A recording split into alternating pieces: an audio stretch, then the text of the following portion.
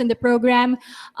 Okay, so we were back in our forum, and again to the participants who are here, and also those on live stream, we'd like to say good afternoon and welcome back to a public forum entitled "Respecting Childbirth and Protecting Breastfeeding."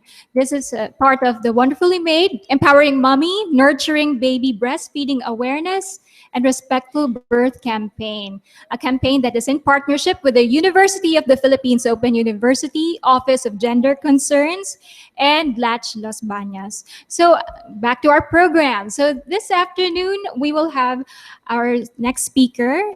She is a certified birth and postpartum doula and also a breastfeeding peer counselor. And she will talk more about, just a follow-up to Doctora's talk earlier. It's positive birth, unang yakap, and breastfeeding. Let's all welcome Miss Noelle Pollack.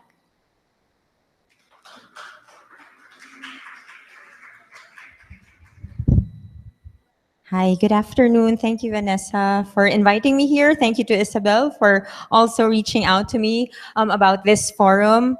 So today I'll be talking to you about positive birth experiences, unang yakap, and breastfeeding. So earlier we did hear from Irina as well as from Dr. First of all, from Irina about human rights in birth, and then Doctora gave us a backgrounder on the laws. Okay, so now we're going to try to tie it all together. So first of all, okay, let me just introduce myself very briefly, and maybe as I tell you about this experience and how my train of thought brought me to this place as a birth doula, then you'll also understand maybe how we can contribute to the advocacy. As it says here, our birth stories stay with us for a lifetime. So let me just share with you very briefly, okay? This is me. Okay, so I have nobody else to share about but myself. So this is me in 2011. I gave birth. I had an unmedicated birth in a hospital. But at this time, unang yakap was not yet strictly implemented. So I did have my baby on top of my chest afterwards. But they took him away for maybe 2 hours before bringing him to the room. So not much of a big deal because he was able to latch before they took him away. But his umbilical cord was immediately clamped. So no delayed or optimally timed cord clamping yet at this time. Okay. Oops. All right, I lost it. There you go. It's restarting. So there you go. So this is 2011, and this one is in 2014 with my second baby. And now, in this situation, it was the same hospital, the same obstetrician, and now the same kind of birth, unmedicated birth. Okay, and now we were able to observe unang yakap to its fullest extent. Okay. What I think is interesting about my story is that I had a list of things that I wanted for my birth. I wanted an unmedicated birth. I didn't want an episiotomy. I wanted to be able to eat during labor. And these were things that were not very acceptable in a hospital setting at that time. You know, I expressed my wishes to my obstetrician and she was like, we'll see. You know, she didn't really believe that I could do it. Plus, my husband stands 6'4", he's French. So, you know, who would have thought that from a petite girl like me, you could have like a 7.5-pounder baby come out with no interventions at all. But after this, I'd like to think that I made a believer out of my doctor, and now I see that the practice has slowly been evolving and improving and getting better. And so I hope that that's something that we can all work towards, because here we have a very varied audience. We have midwives, nurses, we have lay people, lay advocates. And the idea is really for us to start working together and talking to each other. Okay, so empowering mothers to breastfeed means going back to the beginning. So those little kids you saw earlier, those little babies, they're now huge. They're now big kids. Okay, So first, from trying to conceive, you go back to that point, and then through pregnancy, and then through labor and birth. There's a whole process. If you remember, the first 1,000 days program covers the area of pregnancy, nutrition for the mother during pregnancy. This is very important. And then the labor and the birth. And then becoming a breastfeeding mother. So for me, I think my journey through this advocacy started just as a breastfeeding mother. I didn't really care so much. I was like, okay, it's my choice to breastfeed, but I didn't think it was that crucial. I thought it was important, but not that crucial. And then Yolanda happened. Diba? What happened during Yolanda? Rich or poor? Diba? Walang pinili eh. Diba? Everybody. Babies were dying. And why? These were babies who were not being breastfed. Okay, in a crisis situation in the Philippines, which is one of the countries which is most affected by climate change, diba? Whether you're rich or poor, if you're not breastfeeding, you won't have clean water during a huge calamity like Yolanda. Right? And so these babies were dying. And so that's when it hit me. This is really a public health issue. It's really something that we should all be on board with. So I decided to train as an advocate, as a breastfeeding advocate, as a breastfeeding counselor. And then I got trained, and then I said, okay, maybe I should pursue my IBCLC, become an international board certified lactation consultant. But my mentor, who is also a doula, told me, no, go back to the birth. If you're an IBCLC, the mothers come to you with problems already that you have to fix, which would not have happened if you were there for the birth in the first place and you had made sure that these problems would not happen. So it's always going back to where it all begins. So what is a positive birth? I'm supposed to talk about positive birthing experiences. So what is a positive birth really? A positive birth experience is one in which the mother and baby diet is listened to, acknowledged, respected, and treated with dignity. So, oftentimes we hear, as long as the baby is safe, we want the baby to be safe. Of course we want the baby to be safe. That is our objective. But at the same time, the mother and the baby is one unit. You cannot separate them from each other. And the mother is carrying that baby. So really, it's important that the mother is also respected and treated with care and dignity.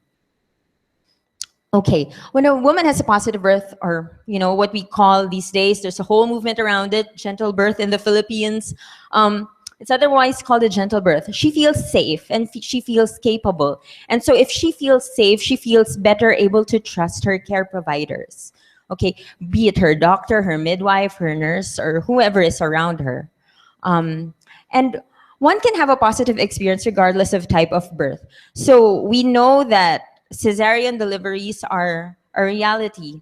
They are sometimes important. They are, sometimes life-saving. So they're really important. But at the same time, having a cesarean delivery doesn't mean that, it can't be a gentle birth, that it can't be a positive experience for the mother, and she can't be at peace with that decision. Of course, we try to reduce unnecessary cesarean sections as much as we can. But in the event that it becomes necessary, the mother, all the more, has to be treated with dignity and respect. So why is it important for a mother to have a positive birth experience? I think Irina touched on a lot of these points earlier. So let me just go over this very quickly, as I don't have much time. So first of all, memories of giving birth stay with a mother for a lifetime. In the 70s, Penny Simkin often cites this study in the 70s where they ask mothers, no matter how long ago their birth was, they remember very, very specific details about that birth. And sometimes they won't even remember, like, how exactly, well, they will remember how they gave birth, the type of birth, but what sticks to their mind most is how they felt during that birth. Were they being talked down to? Were they being abused? Were they being undermined? Or were they being encouraged and respected? Did they feel capable? So these things last for a lifetime. These memories last for a lifetime. Another thing that we have to consider is that perinatal mood disorders are the #1 so-called complication of pregnancy and the postpartum period. So a traumatic birth experience puts already vulnerable women at risk.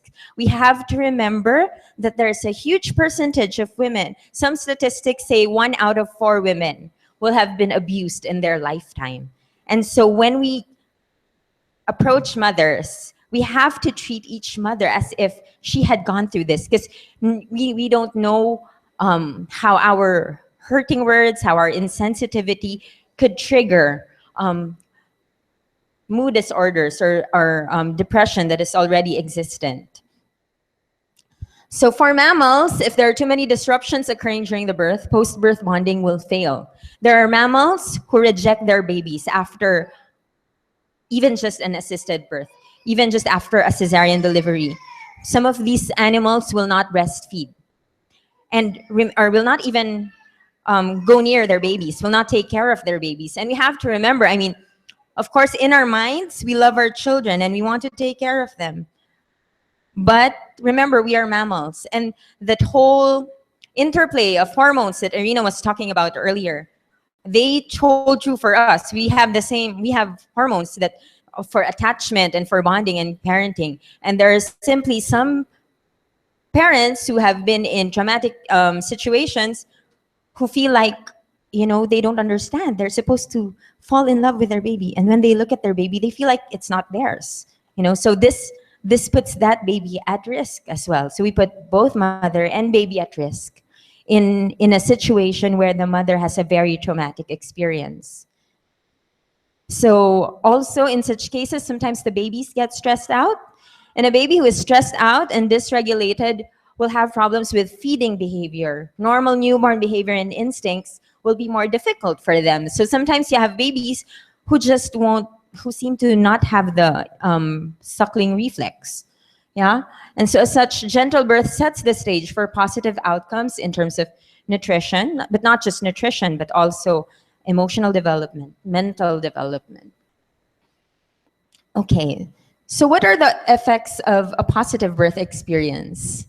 So a mother who feels positive about her birth is more likely to exhibit maternal behavior, is more likely to pay close attention to her baby. And with that, with this positive feeling comes confidence that you can take care of this child.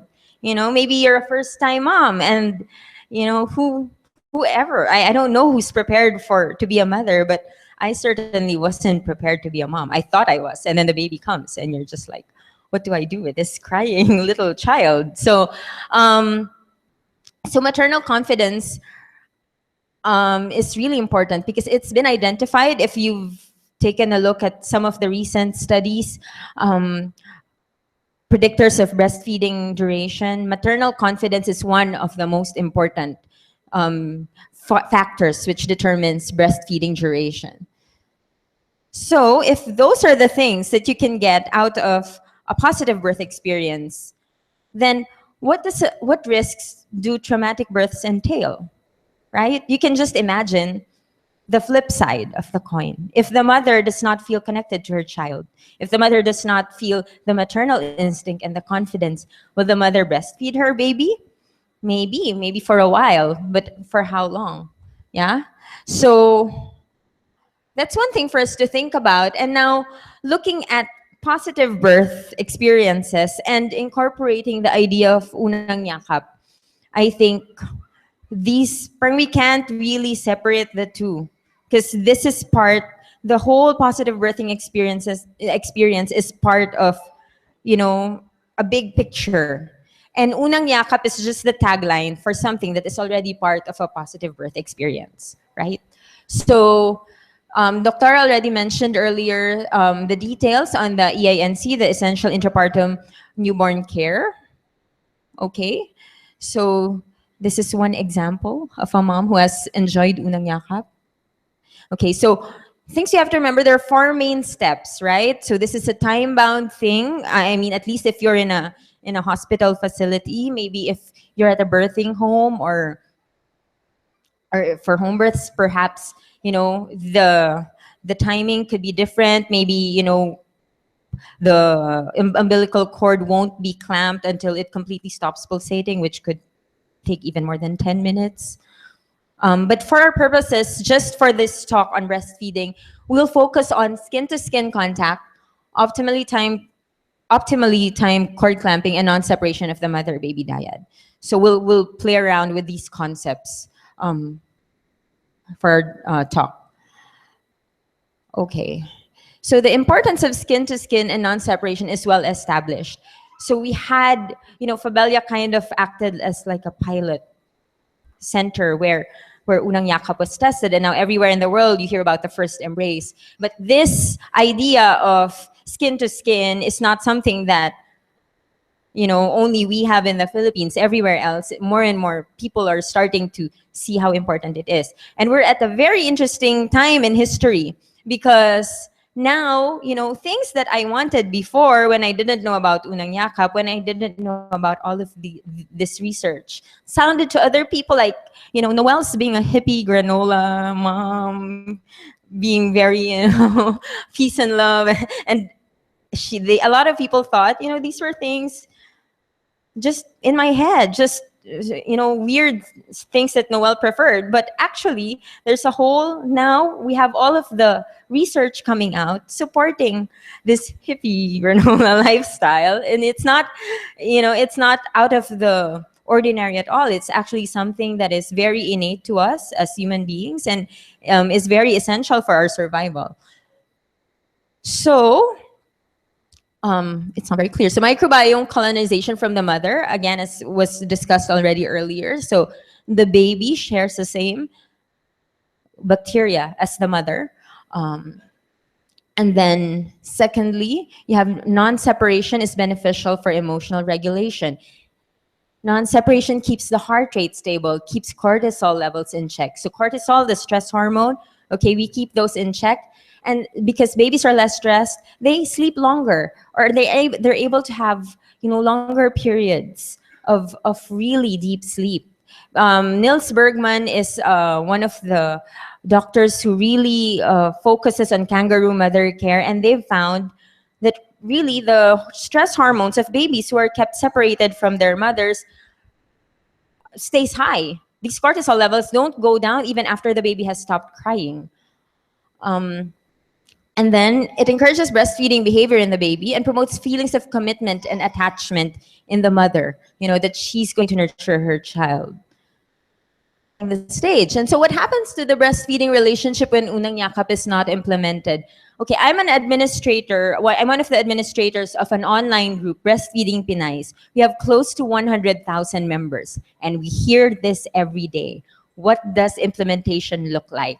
Okay, it's not very clear here, but these are examples. Maybe I can just, if anybody wants copies of these, I can just send them. So I'll just read a short excerpt, okay? I was not informed about unang yakap and breastfeeding. The hospital even instructed me to give water with sugar for the first feeding. They offered formula. They never even tried to tell me to breastfeed. I used to have a lot of milk, and it breaks my heart when I learned that colostrum is the most nutritious food for a newborn. That's one example. Okay. Paano po ako, mommy? Nag-request ako ng unang yakap pero hindi sinunod. Pagkagaling ko from delivery room, nalaman ko, pinabili na nila si hubby ng formula. Okay. So, sabi nila pro breastfeeding hospital pero hindi nila in-apply ito. Wala silang unang yakap at 24 hours pa lang ini-room in si LO ko, si little one. Okay. So you have all of these things, all of these stories of moms, things that actually happen, and then you have in turn, oh, there, where did it go? Okay, that's where it went. 1 second, it got lost. Oh, why did it go back? Okay, so I'll just continue. So we have so many issues like delayed lactogenesis too, shorter periods of breastfeeding duration. Okay. Oh, it keeps going back. Anyway, can I just use this? Yeah, I was using that. Okay, I'll just use this. Okay. Can you play that? Here?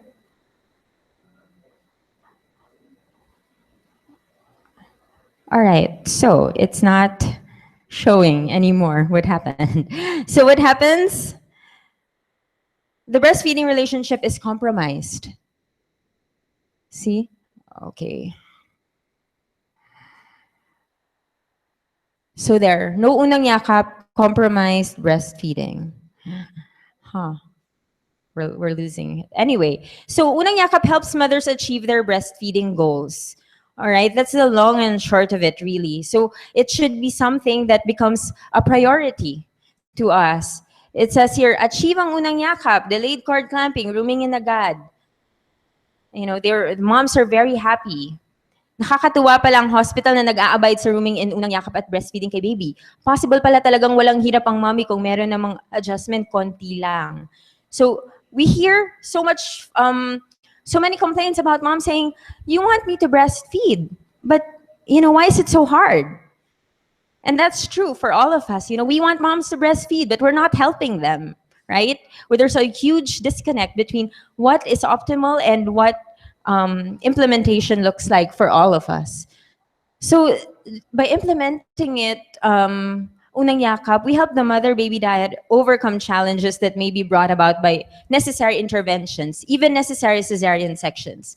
I have attended 2 cesarean births, and there was unang yakap. There was no separation at all. And the usual thing that they say about mothers who undergo C-section is that mature milk comes in much later. And actually, if you're able to stay there and make sure that the mom and the baby are not separated, you don't even need to delay the onset of lactogenesis 2 or the mature milk.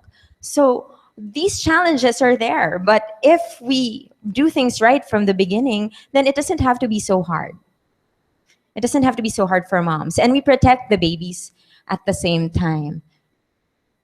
The challenge today for us is collaboration. So we all belong to different sectors. We all belong to different groups, midwives, nurses, doctors, lay people. But the thing is, we should be talking to each other, right? Because that's the only way we can help. In a hospital setting, it's very difficult because operating a hospital is not an easy feat. But so you can't expect like the nurse to stay with the mom 24/7. So she's going to need some outside help. But at the same time, you can't expect a new father to know immediately what to do. So now it's important that we start taking a holistic view of the birth process. So factors that we may have previously deemed secondary, like skin to skin, parang nobody really thinks that's really important, but it is. It determines health outcomes to a huge extent. And no matter which sector we belong to, since I mentioned earlier, we all have limitations, so we should all try to fill in the gaps and meet each other halfway. Because here, as I mentioned here, it's imperative that we dialogue and collaborate with each other towards support and protection of the mother-baby dyad, because this is the unit from which societies are made and created. So we are agents of social change, right? How big is that? So okay, I'm just to end, I'd like to end with this quote from Ina May Gaskin, one of the biggest, most inspiring people in the philosophy of gentle birth. It says here, when we as a society begin to value mothers as the givers and supporters of life, then we will see social change in ways that matter. So again, health, emotional, physical, mental health, all of these are intertwined. And to make a better society, then we have to keep going back to the beginning. Thank you. Thank you, Dula Noel. That's Dula Noel from Pinay Dulas Collective. You can also look her up in Facebook or in the Pinay Dulas Collective Facebook group. Okay, for our next speaker, her name's Gia Rubio Monserrat. She's a breastfeeding advocate and peer counselor of Latch Las Bañas, and she will talk about the challenges that mom face in having the implementation of our milk code. So here's Gia and her little Ruby.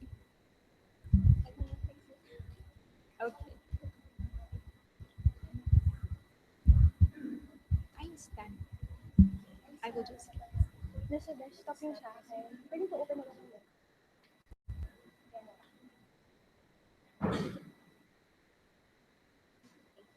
Hi everyone, I'm Gia. I'm from Latch Los Baños, and I'm a super mom. Mukha no. Anyway, para sa akin, super mom ako. At I'm a proud mom, so hindi ko yun pagkaka... And nawala yung aking, yung aking... Ay, hindi, okay lang, okay lang. Meron, ay, hindi, okay lang.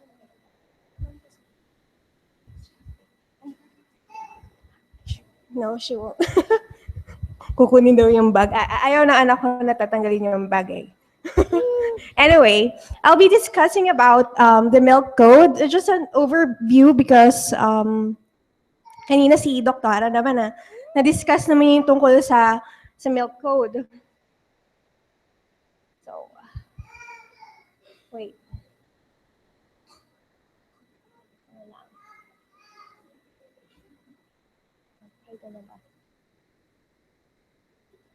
Wait. Ayos muna. Yeah.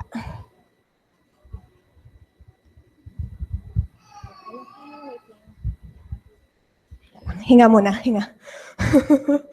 Supposedly kasama ko yung husband ko ngayon. Siya yung he's supposed to be taking care of my daughter, but nausod kasi yung mga talks, so eto, buhat-buhat ko siya ngayon while pregnant.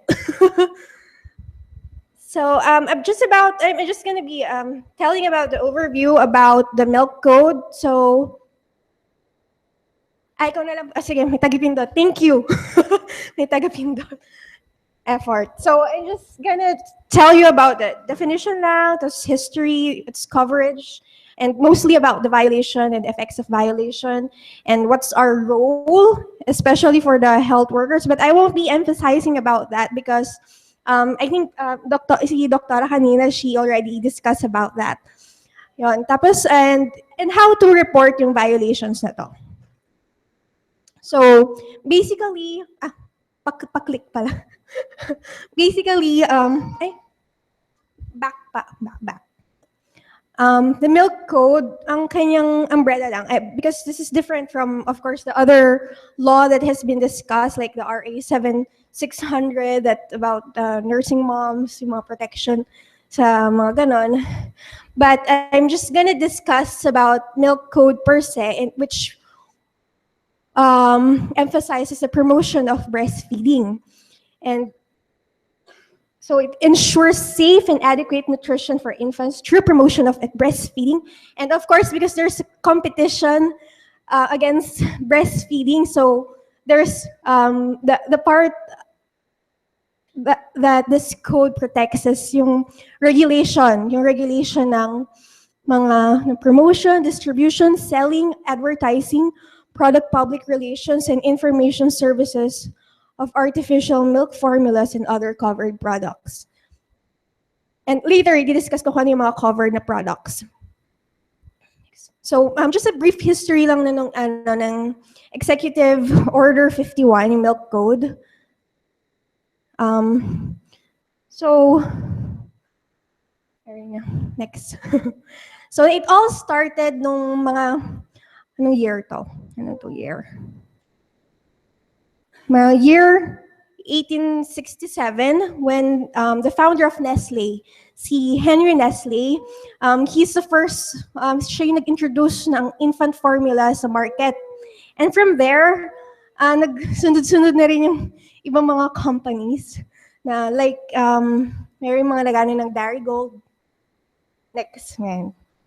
Yung Dairy Gold, anyone who is familiar about Dairy Gold, I'm not familiar with that because noong panahon pa daw yon, bata pa po ako. Ayun, it's like evaporated milk, and it is being advertised to be a substitute for breast milk. And yung meron diyang back pa po.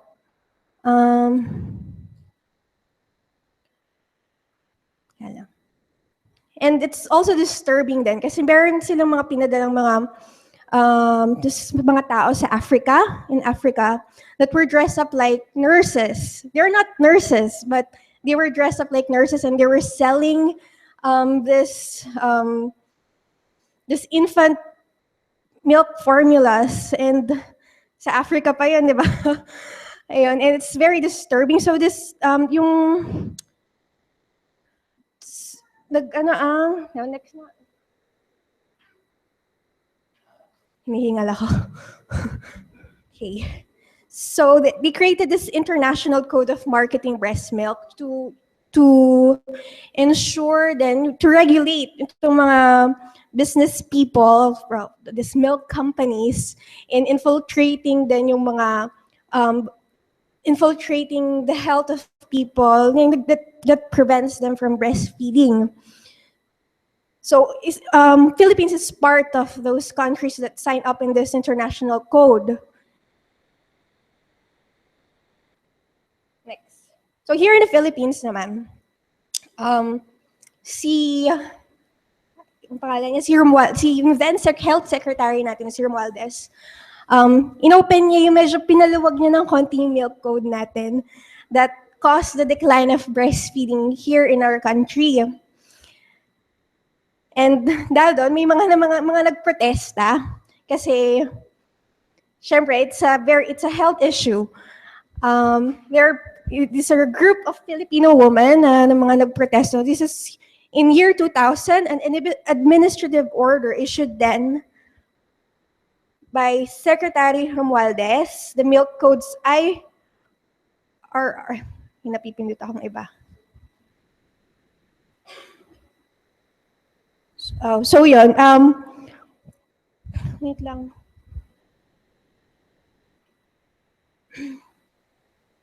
Yun. Like I said, it was revised na mas naging maluwag yung Pilipinas noon. So, yun, may mga nagprotesta.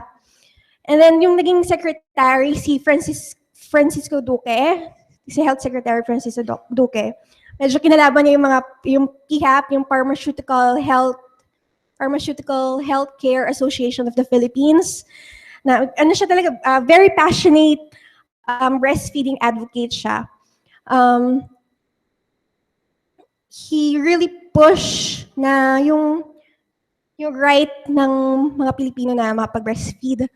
So, syempre, ang dami kasing nangyayari ngayong mga violations, which I'll be discussing later. So, ano bang coverage? What's the coverage of the milk code? This includes all breast milk substitutes, other milk products, food and beverages, bottle-fed complementary foods, other substitutes, feeding bottles and teats, and quality, availability, and information concerning itong mga use ng mga to. So, next, about infant formulas. Okay.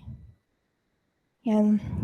Next na ulit. So, ito yung mga samples ng infant formula, yung Nestogen. Nagpapakita talaga ako ng mga brands dito, no? Yan. Yan yung mga NAN, mga Promil. Next. Mga Bona, yan. Mga, alam na, we're familiar with the infant formulas, right?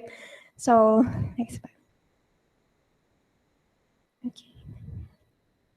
So, kasama din sa breast milk substitute yung other milk products like, ano to? Yung mga Nido,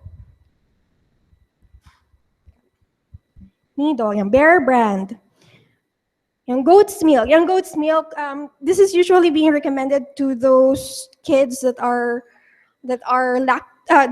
allergic to cow's milk. Yan. Okay, next. And another breast milk substitute, yung mga food and beverage. Next. Yan. Familiar kayo dyan? Yan yung Yung ginagamit siyang substitute. And ito din, next one. So, very shocking to sa akin na nalaman ko.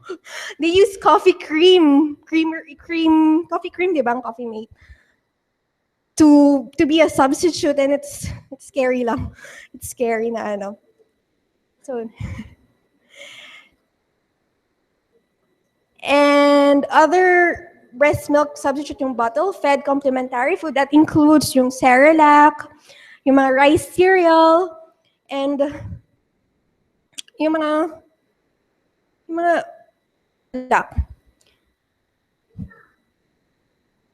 Yan yung mga usually sinusunod sa mga bata na who are formula fed.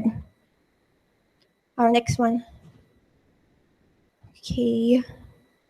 So included also in the coverage of the milk code are the feeding bottles and teats. So yan yung mga bote. Samples lang yung mga yan. Okay, next. Okay. And also the quality, availability information concerning use. So kasama dito yung mga labels ng mga formula milk. And included, well, you can see it when you read the label of a formula milk. There's this preparation of how to prepare for a bottle of milk, and kasama din yung quality because like this one, they have this.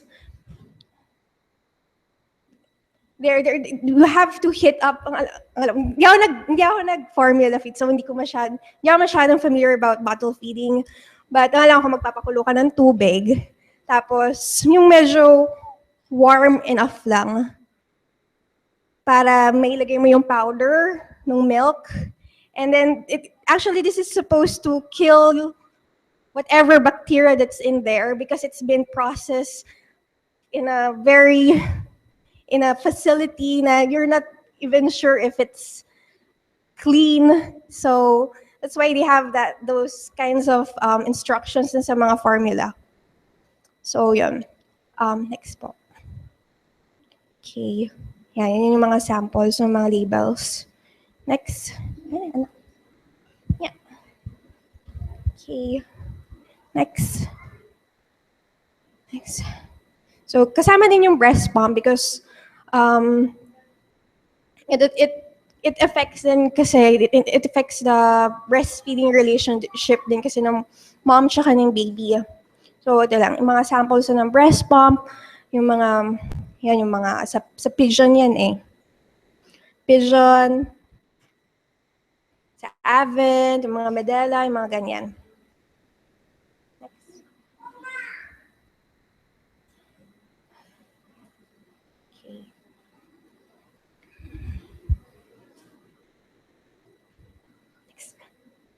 Next. Ayan. Okay. So, included din dito yung mga GOMPs or yung growing up milk, yung follow-up milk. And, kasi alam ko ang scope ng milk code is protecting the breastfeeding relationship up to 1 year. That's the crucial part, up to 1 year, but it's actually Duque, he revised the milk code, breastfeeding 2 years and beyond. No, may naririnig tayo that breastfeeding is good until up to 2 years. Yun yung usual na sinasabi na yung mga naririnig natin yun ng parang natatak sa isip ng mga maraming tao, but it's actually beyond. And I think may mga advertisement that sinasabi nila, claim nila that it's breastfeeding is good for 2 years and beyond. So this has become an issue, this follow-up milk, because okay, sige, the mga milk companies, they won't, sige, kaya na nila yung first year na yan na say mag-breastfeed kayo, but okay, dito kami papasok sa toddler stage, sa growing up stage. And this new battleground, this advertising and marketing of toddler milk, according to the latest Euromotor report, is kumita sila malaki. They earning $15 billion for this industry. So these are just samples of those growing up milk. Next. Okay, I'm gonna go. So Like I said kanina, breast milk substitutes may also be intended for young children more than 12 months of age. Therefore, by regulating breast milk substitute, the Milk Code also intends to protect and promote the nourishment of children more than 12 months old. So, nandito din yung question about weaning. So, when to wean? It's actually a personal preference, but kasi our focus here is breastfeeding, and as much as possible, we want to reap yung best of best ng breastfeeding. So, included dito yung extended breastfeeding. So, next. So there's this anthropologist, Dr. Kathy Detweiler. She studied gorillas and chimpanzees, which are 98% similar to humans, to determine the natural weaning outside of cultural norms. And usually the minimum predicted age of natural weaning in humans is 2.5 years, with a maximum of 7 years. And the studies even show that the immune system natin, they only get to be mature by 6 years old. So of course, you need breast milk. Yeah, pang strengthen ng immune system ng breast milk. It's one of those properties that it has. And breast milk adjusts according to the needs of the child as the child grows. So encourage then, this Milk Code encourages for the child to be breastfed for as long as you want. Wait, medyo maraming issue nga dito sa extended breastfeeding, but So next, ito, violations. Ito yung hashtag, too many heartbreaks. So I'm just gonna show you few violations, and one of the violations that include here is the health and nutritional claims, which is under the section 13 of the Executive Order 51. So claiming that, you can read, I don't know if you can read it from there, like advertised China, you can potentially increase your child's IQ by 30 points in the first 5 years of life. So included in the violation that in advertisement, pampatalino tong gatas na to. So next. Ito pa yung pang example. Sa mga supermarkets, yung mga nakasulat doon. Ayan, hindi nga siya basa masyado. Help him make better progress, yung mga ganon. Because it's misleading then. It's misleading because parang sinasabi kasi nga nila na pag yung ka lang nito, saka lang tatalino yung anak mo. Siyempre, they're these predators, as I call it. They would want to prey on their consumers. They would want to prey on consumers that they want, syempre, as a parent, you want what's best, and titingin mo kung nakita mo yun na yun yung magpapatalino sa anak mo, edi, well, kung vulnerable ka sa ganon, mapapabili ka ng formula milk. Next. Yeah, yan pa yung isang example. That's a violation. Next pa po. Yung increase ng IQ. That's 5 minutes. Okay, yan na. Wrap up. Okay. So, wrap up na daw. Feeling ko napapagod na ako dito sa harap. So another violations are false and misleading information. This is against section 17 naman, that claims of product with the scope of the code are prohibited. Next po. So sample po niyan ay yung mga lacto.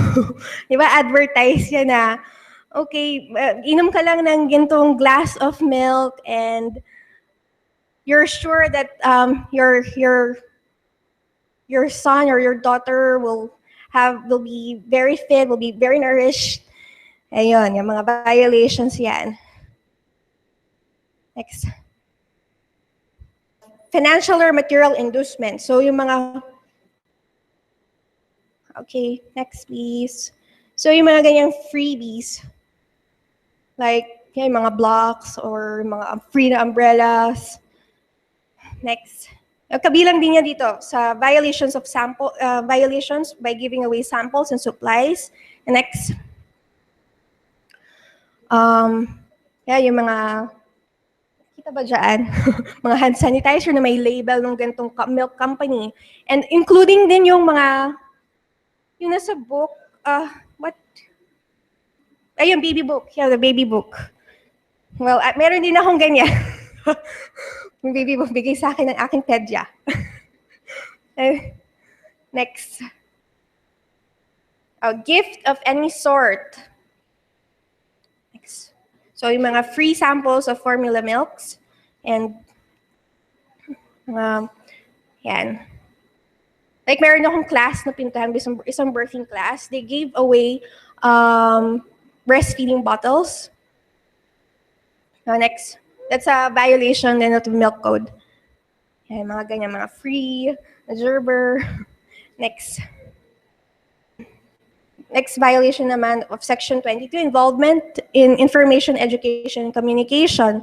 So, mga ganyang program. Ito yung parang program sa isang ng Bona. Is din kasi sila din doon. So, next. Yan din, encouraging yung mga workshop like sa Medela House. They have this baby sign, mga workshop. It seems harmless, but it's actually, minsan din kasi dadalhin nila yung mga parents doon, or parents to be, and then they will be displayed there yung mga breast pumps and kung ano mang mga products. Next. Next, promotion devices. Yeah, yung mga naka-value pack. So, very tempting talaga bilhin kasi, ano mo yun, tayo mga Pilipino. Basta may sale or something, bibilhin natin. Or next. Next. Okay na. Next pa po.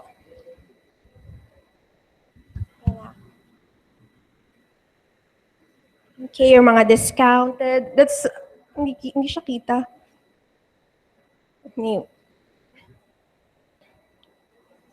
Next na lang. Next.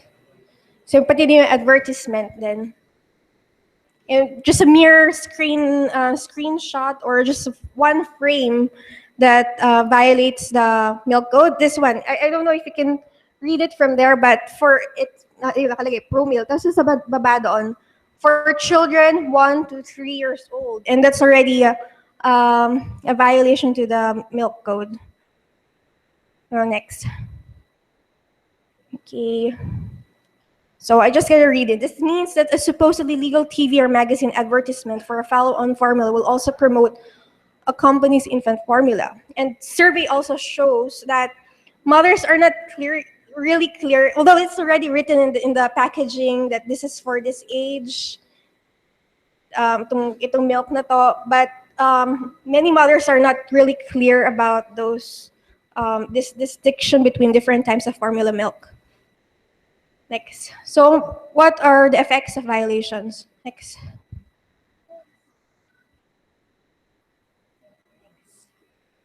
Well, this is just one example.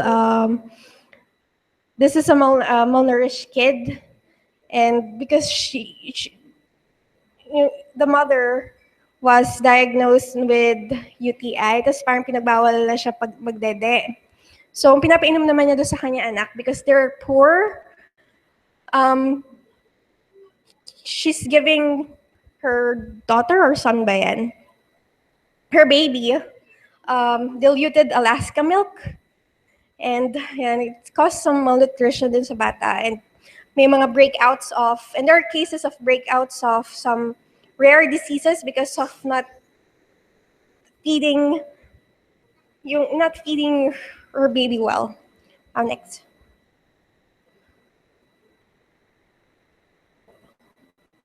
Okay. So, ay, next na lang natin.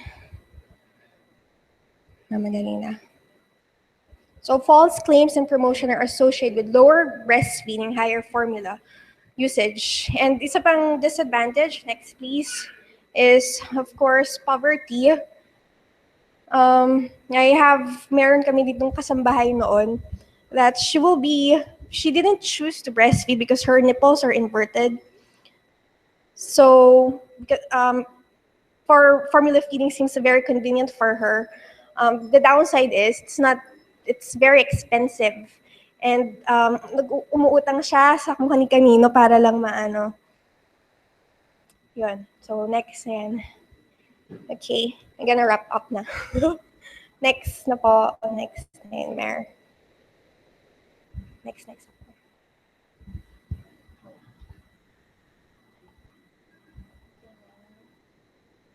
So how to report? You will see more of information about the milk code by going to this website, and you just go to the you just search it through Google by typing milk code of the Philippines, and it's the first search result. And from there, you can nakasulat na dun lahat ng mga nakalista doon yung mga lahat ng mga pwedeng mga rules, kung ano yung cover ng milk code. And next po. Also, easier way. This is the most easy report the violation. Just go through that website. And next. And just fill up this form. There, you can also submit a letter, but you will see the process through that website. And usually the sanctions of violators are imprisonment of 2 months to 1 year, a fine not less than 1,000 pesos and not more than 30,000 pesos. Siyempre, bariya lang to sa mga milk companies. And or suspension or revocation of license. So just to close this, the court and all parties involved are in agreement that the best nourishment for an infant is mother's milk. We all understand that. And there's nothing greater than for a mother to nurture her beloved child straight from her bosom. The idea is, of course, for each and every Filipino child to enjoy the unequal benefits of breast milk. Thank you. Thank you, Gia. And for our next speaker, her name is Deborah Gustafson. She's a midwife from Shipra Birthing Home Facility in Taytay, Rizal. But I think the best way to introduce her and their work they do is by playing this video, the Shipra video.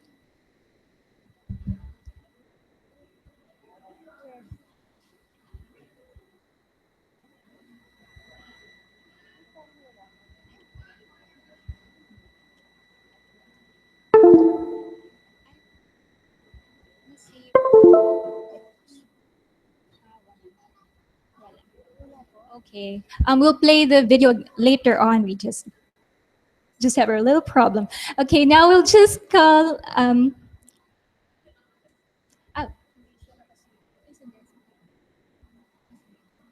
Okay.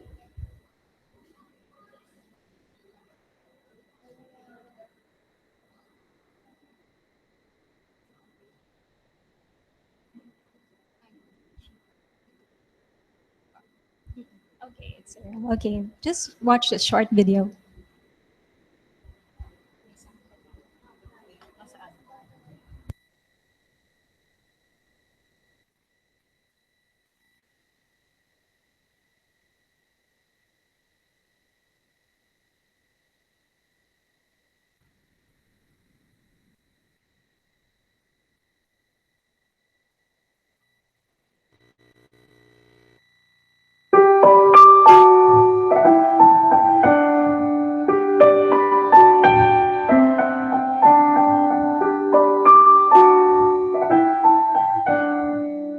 Shifra is a name that we chose for this ministry, and it's named after the midwife in Scripture in Exodus chapter 1.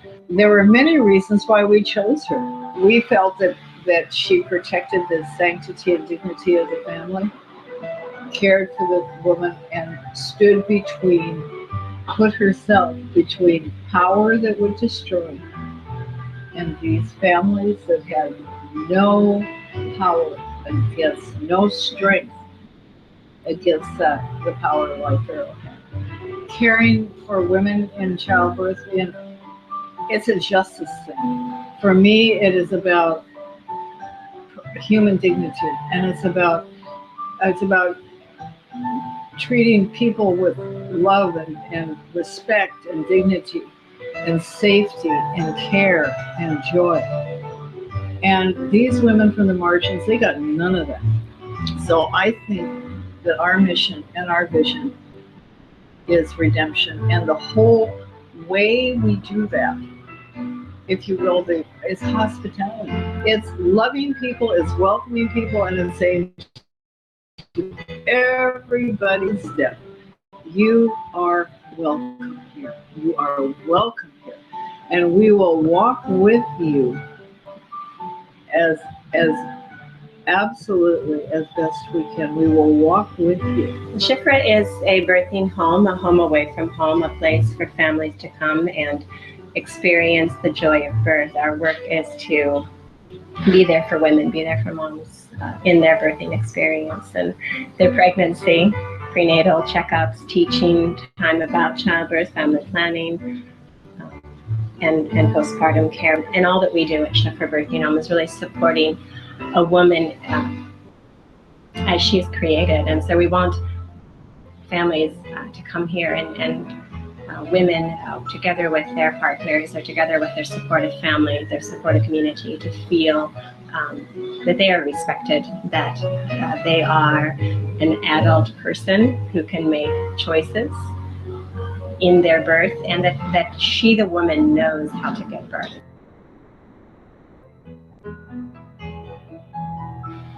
Birthing philosophy in Shifra is kaya mo yan. Always think that kaya mo yan. Even though during the prenatal, we always told him that kaya mo yan, kaya mo yan. So that's the magic word here.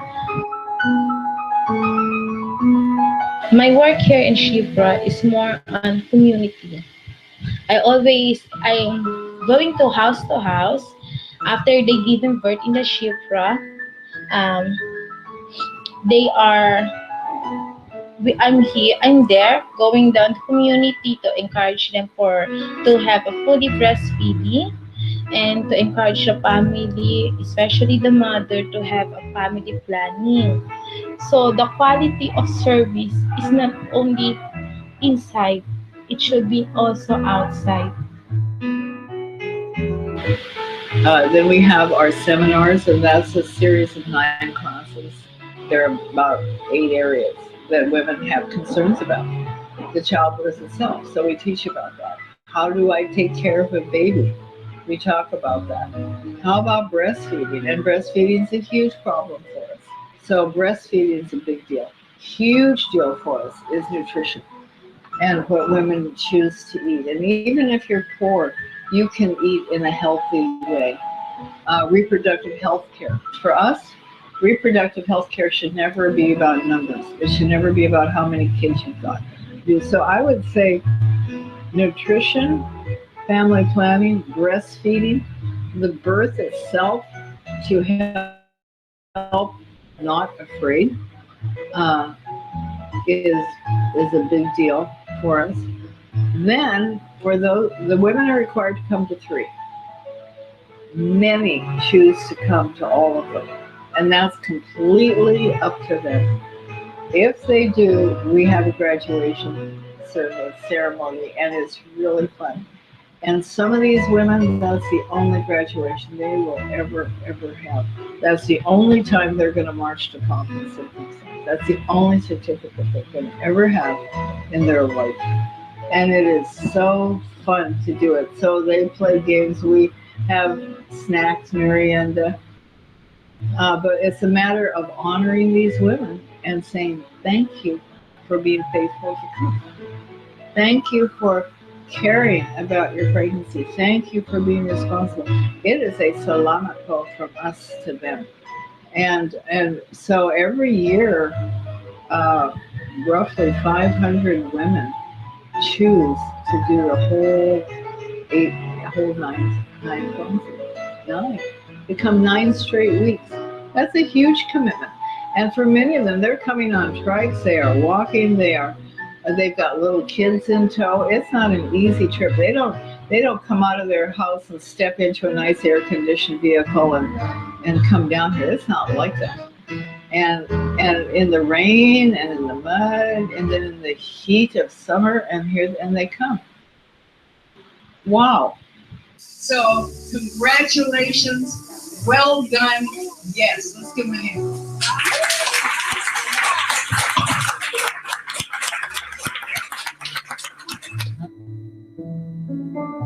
On behalf of my husband, my family, thank you to Shipra Bertie for amazing, great and care for me when the time I getting birth here. And I will never forget to get birth here because I will getting birth fine, safe, and very comfortable. Thank you. For me, I think the one message, if there is any that I can take for myself from this whole experience, is that really nothing is impossible with God. And with Shipper being a place that is blessed by God, that is born out of people who love God, you're taken care of really well here. But God is really here with you when you're giving birth. So I think that for me, that's what sums it all up.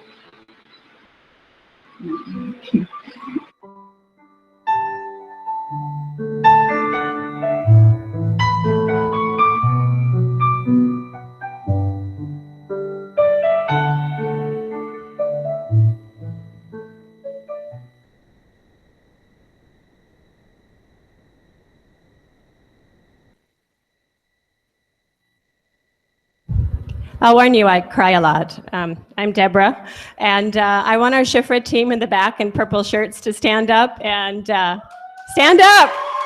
Stand up! Woohoo! Woohoo!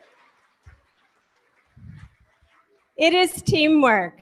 It is teamwork that makes birth happen. It is teamwork that makes breastfeeding happen. And Shifra Birthing Home is about teamwork. What I'm going to share with you today, and I warn you, mechanics don't love me. We're going to talk about love. So to begin with, I've lived here in the Philippines, medyo matagal. So let's stand up, okay? Tayo, we're going to do like a little exercise thing, okay? So yung gusto ko ginagawa nyo, okay? We're talking about love, okay? So I want you to give 3 people a 10-second hug. Go.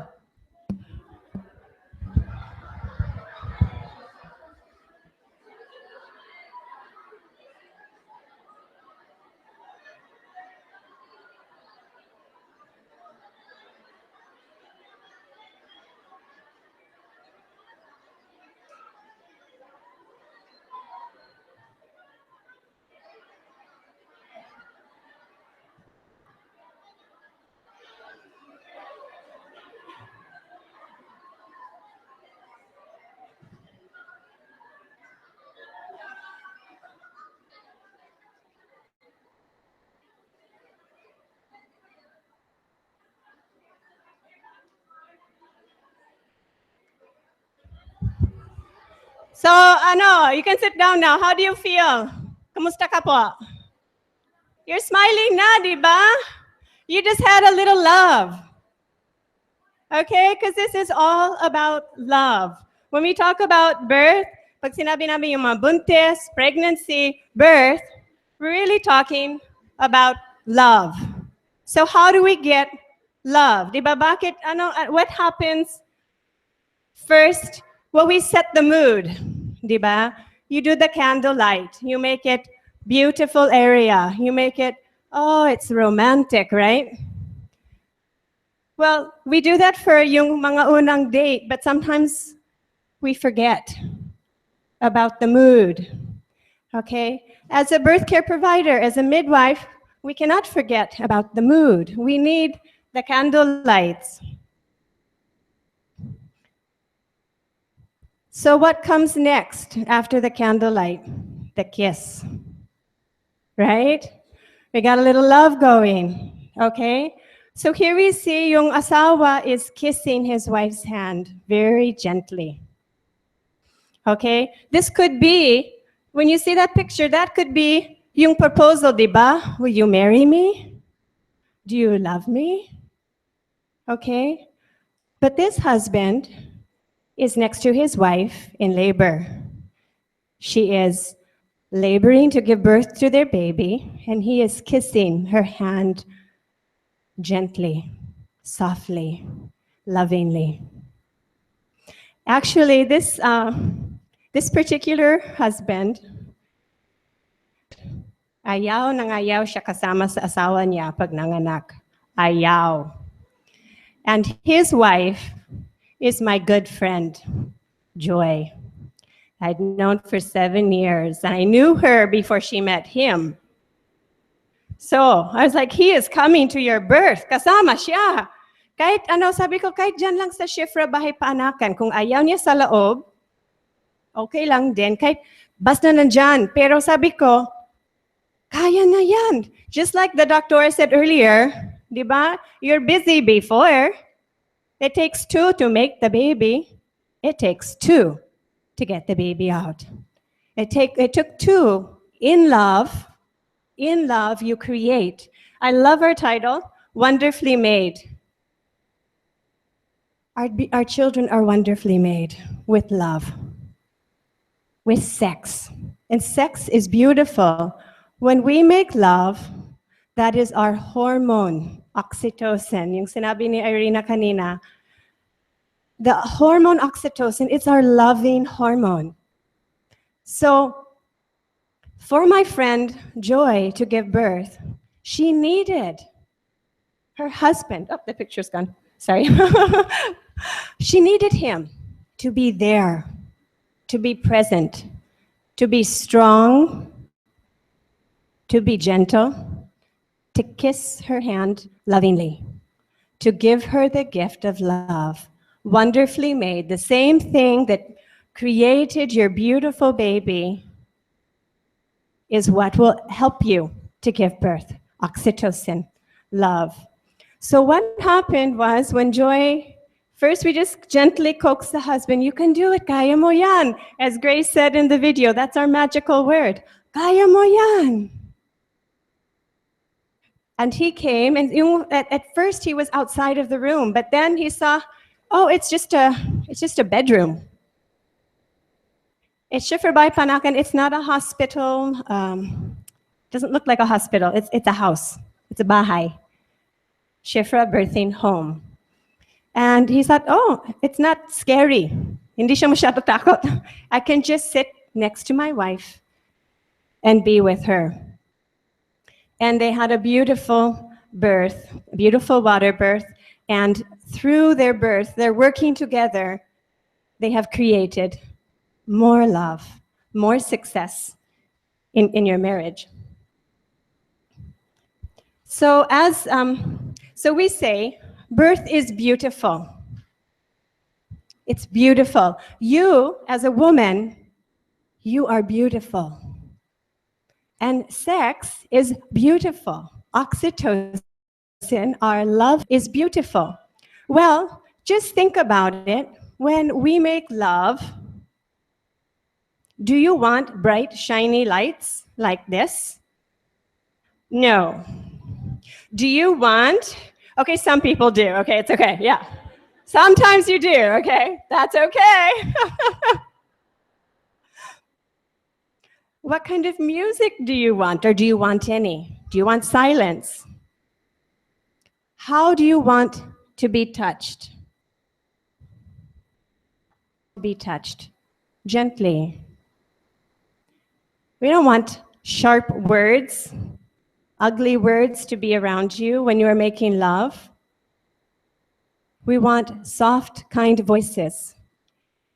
So what we want and what we need to create a baby wonderfully made is the same thing we need to give birth to our baby.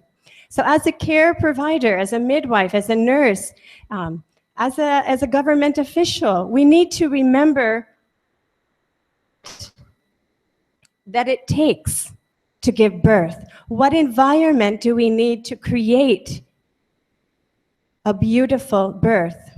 Well, to give birth, we need the hormone oxytocin for labor to continue. We had one experience, yung isang nanay, maganda yung hilab niya, naghilab-hilab. And then pag pumasok yung biyana niya sa kwarto, walang hilab. And we would eat popcorn. Wala lang. Wala. As in, wala. Paglabas siya, ayan, may hilab na naman. Tuloy-tuloy yung labor. Si mga midwives sa kwarto, nagpansin na kami. Pasok si nanay, uy, wala nang hilab. Paglabas, meron na naman. So sinabi namin, sige, Lola, pwede i-wait mo na lang dyan sa labas. Pag lumabas yung baby, tatawagin namin sa'yo, ha?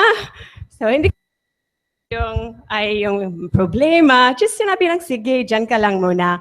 Kasi yung kailangan ng nanay was yung space niya. Hindi pwede kasama yung biyanan niya. I don't know why, pero yun ang kailangan niya. Okay? So yung mga katawan, talaga nagsasabi yung anong kailangan. Yung mga ibang nanay, itong nanay, yung kailangan niya is hawak. Pero yung sinabi ng mga ibang nanay, wag. So then wag mo hawakan kasi sa kanila, yun ang kailangan nila is walang hawak. Yung iba, gusto nila may tuk-tuk. Yung iba, gusto nila walang sound. So kailangan ipansin, anong kailangan yung nanay? Because yung itong process of giving birth, it's super sensitive. Just like yung habang making love po kayo, hindi pwede mag-isip sa mga shopping list. Di ba? Pag may distraction po ka, wala nangyari, di ba? Walang sarap. Wala. Pag ibang mga distractions. So as yung mga care provider, as ako po yung midwife, hindi pwede ako lagi magkwento-kwento sa nanay. Di ba? Hindi pwede ako mag-disturbo sa nanay kasi may trabaho ng nanay. Kailangan siya mag-focus. Focus sa yung trabaho niya. She has to focus on what she is doing. So as a care provider, we have to listen. What does she as a nanay need? So here we see the birthing pool and pwede nakita din sa picture, madilim. It's dark. So yung kanina yung sabi yung melatonin, so some nanays really okay lang yung gusto nila yung ilaw. Yung iba, gustong-gusto yung walang ilaw or konti lang. So syempre yung as birth attendant, we have to really respect yung gusto ng nanay. Pero minsan sa care provider na konting, wala akong nakita.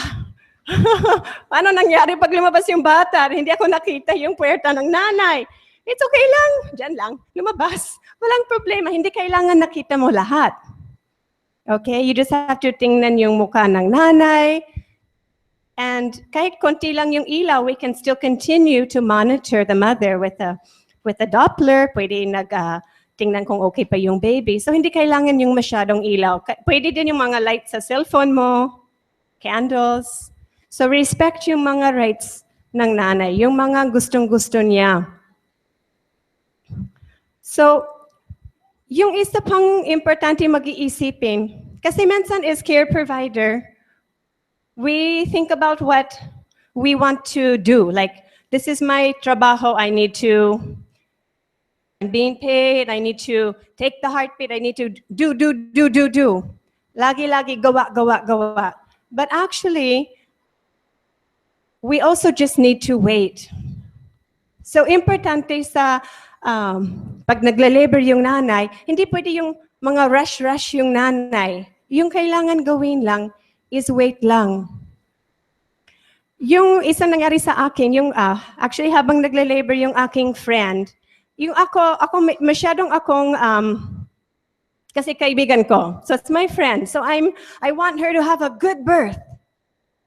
So as a care provider, sometimes we want it to, we want her to have a good experience. Pero siya, it's sa kanya yun. It's her experience. So as a birthing mother, when you give birth, it's your experience. It's not the midwife's experience. It's not the doula's experience, the doctor's experience. It's the nanay's experience. And when I was helping my friend, actually I was really worried. I want to be a good midwife to her. And my husband told me, he said, Deborah, it's not your birth. I was like, yeah, duh. But I was so worried because I want my friend to have a good birth, and I want her to have this good experience, and I want her to grow as a woman, and I want her to see how wonderful natural birth is. But I had forgotten it's not my birth. So it's important to listen to the mother. It's her birth. As a midwife, it's not our birth. In that sense, Schiffer Birthing Home is not our birthing home. It's the women's birthing home. It belongs to you. So you might wonder why I keep on talking about sex.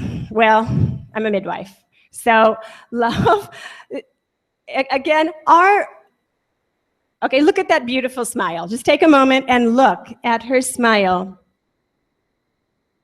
We often smile like that when we're just feeling loved on too, right? Her husband is encircling her. I don't know what he's saying. I think he must be saying, I love you. You're so beautiful. But right now, what you can see in that picture is they are together as husband and wife, just like when we make a baby. You are together. And when you give birth, you are together to birth your baby. And when the oxytocin flow is going, when your hand is being held, when you are not alone, when you are being loved on, then your body works as it should. Your oxytocin flows. You feel strong. As Irina said earlier, you are a goddess. When you look at each woman in labor, they are a goddess. You are a goddess. When you are being treated right, when you are in charge of your birth, your oxytocin is flowing. You are strong. You feel wonderful. Now, I will also say, for many of us, it does hurt. Pain is not bad. We work with it. We flow with it. And when your oxytocin is going, you cannot tell me, we would not say, she's not working. You can look at her. She's sweating.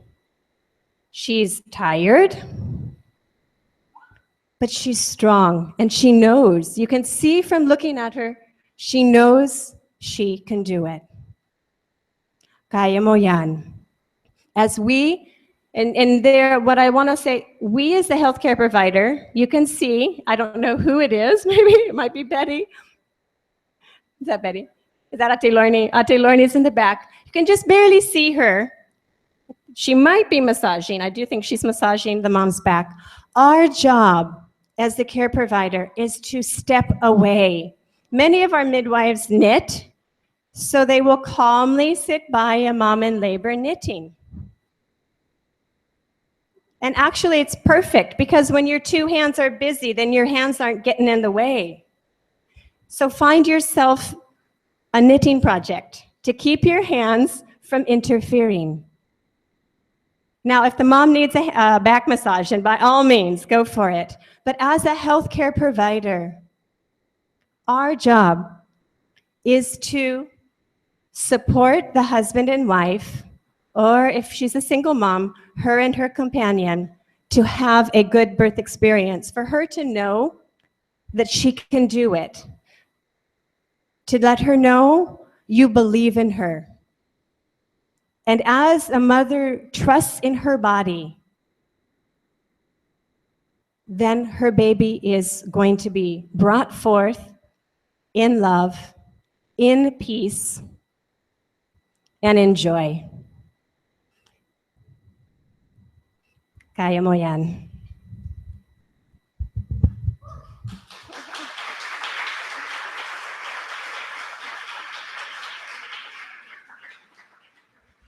Thank you so much, Deborah. So to the moms who are expecting, just remember, kaya nyo yan. Those who are nursing, also remember, kaya nyo yan. Kaya nating mag-breastfeed. And dun sa mga tatay, kaya nyo yan, tatay. At lalo pag breastfeed, mas kaya yan. Mas matipid yun. Okay, now we're gonna call on our next speakers.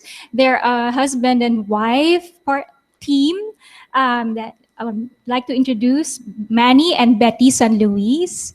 Doula Betty is a certified birth doula by profession since 2011 under Childbirth International. Currently, she is finishing her postpartum training as a postpartum doula under Childbirth and Postpartum Professional Association. Her husband, Manny, is a HR practitioner by profession. He was Betty's doula and advocate in all birth of their 5 children. Being transformed by their powerful birth and parenting experiences, they found themselves sharing their birth stories. And carrying this passion together for empowered birthing, they teach expectant parents and help them prepare their mind, heart, body, and spirit for birth through their childbirth preparation classes. So now let's call on our husband and wife team, Doula Betty and Manny San Luis.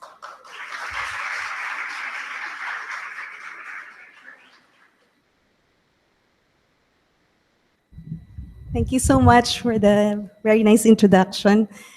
Actually, I feel so high with oxytocin after Deb's talk. Sige. Okay. We'd like to tell you first about our own experience of family-centered birth. Our topic today is having a family-centered birth, why and how. Betty and I have been married for more than 23 years now. She became pregnant the year we were married. And like any first-time parents, we're both very excited about it. I was thrilled to know that I was going to be a father, but I went beyond just being thrilled. I decided that I wanted to be involved in the pregnancy and birth of our first baby. I told Betty that I wanted to be a hands-on dad. I said that she would not be alone in taking care of our baby, even from the womb. I became determined to be present during our baby's birth. So the first time Manny suggested that we try natural childbirth. I didn't like the idea because that would mean my birthing process would be basically unmedicated. Just for your information, I was a very fearful person. I was so scared of giving birth, and the idea of natural really scared me. I told him, I'm the one giving birth, not you. So it was easy for him to say, okay? But it took a lot of convincing from him. So I said, okay, so let's attend the class. So during our time, allowing the husbands inside the delivery room was not yet a practice. And the few hospitals in Metro Manila that allow this require us to go through a childbirth preparation class. So we did. We had to attend it for 4 or 5 Saturdays, I think. So this was Betty 23 years ago. So finally, sorry. Many pounds ago. So finally, when my labor started, Manny and I did everything that we learned from our class. We were fortunate that our OB, who was our friend, was so supportive of our choices. Our OB and the hospital staff, I can mention it's a private hospital. It's St. Luke's in Quezon City. So when they saw how empowered we were, they were very respectful of our choices and allowed us to be on our own. So they did disturb us, which is so good. They only came in to check us once in a while and more on when I was about to push. So Manny and I would do a lot of walking, So it's a hospital birth, no? So like what Deb said, it was a very romantic event. And we didn't care. We were hugging each other and kissing each other in the hallways. We didn't care. As long as I felt good and I felt comfortable. And my husband was by my side. So whenever there was a contraction, we were holding hands. And then I would lean on Manny to stop like this. Demo.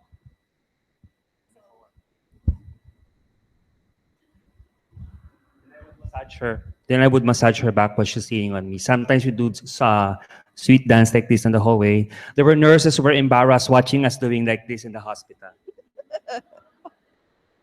We didn't care. So Manny was there. He was really supporting me all the way. And whenever it was really becoming really tough, he was really breathing with me. Hey, Betty, Betty, look at me, look at me. Come on, let's do this together. Let's breathe. Okay, that was really helpful. So so after 18 hours long of labor, I was able to push our baby out while I was leaning on a beanbag. So I was in a semi-sitting position. So the experience for us as a family was really magical.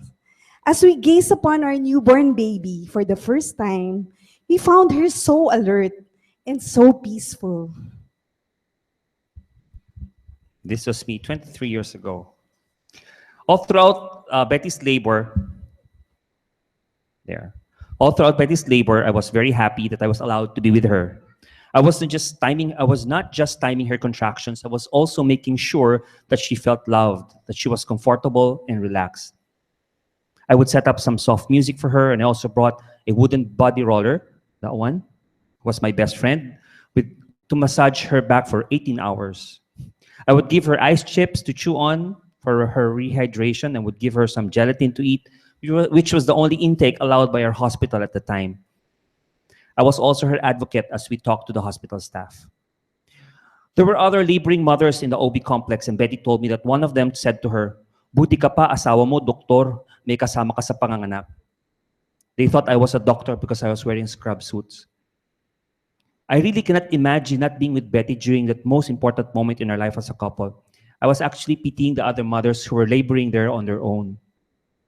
I was so glad I was there with Betty. It was not that easy though. In fact, although I didn't let Betty see me, but I passed out after 16 hours of labor because of my lack of sleep and fatigue, kahit na hindi naman ako yung nanganganak. It was tough, especially during the transition stage when the contractions of Betty became more intense and challenging for her. I almost gave up, honestly, because I saw that Betty was getting tired and she was suffering, and it felt like her labor will take forever. But at that point, the two of us decided to continue encouraging each other and to have the confidence and trust that her body knows how to give birth. And our patience and gentle surrender paid off. After 18 hours of labor, our first baby arrived. Our first experience of natural birth in the hospital setting was so positive and so powerful that we were able to repeat it 4 more times. So all in all, we were able to experience 5 natural births in a hospital setting. It was not easy, yes, but it was very possible. The positive impact of all our birthing experiences were so great that I would say that it became the strength behind our 23 years of marriage. We would always go back to our birthing experience whenever we felt any challenge or difficulty in our family life.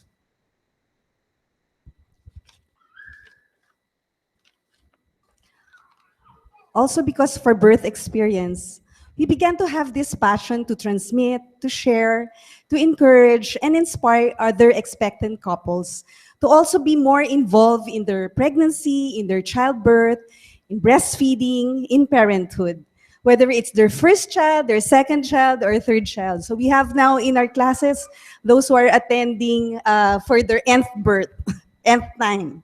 So today I'm a certified birth doula, and together with my husband and I, we conduct these monthly childbirth preparation classes, the Birth Basics Workshop, where we help expectant couples to own their births by educating their mind, empowering their body, encouraging their heart, and enlightening their spirit. Through this, they become empowered to have a family-centered birth, They learn how to be instinctive and engaging in the process. So going now to the topic, why should childbirth be family-centered? Why? Simply because if we'll take a good look at childbirth, we will see that it was meant to be a family event. In the past, women knew what had to be done during labor and birth. And with a mixture of fear, power, and surrender, they did it. Giving birth was part of their normal lives. Way before the medical profession took over, childbirth was not really a medical event because, after all, the mothers are not ill.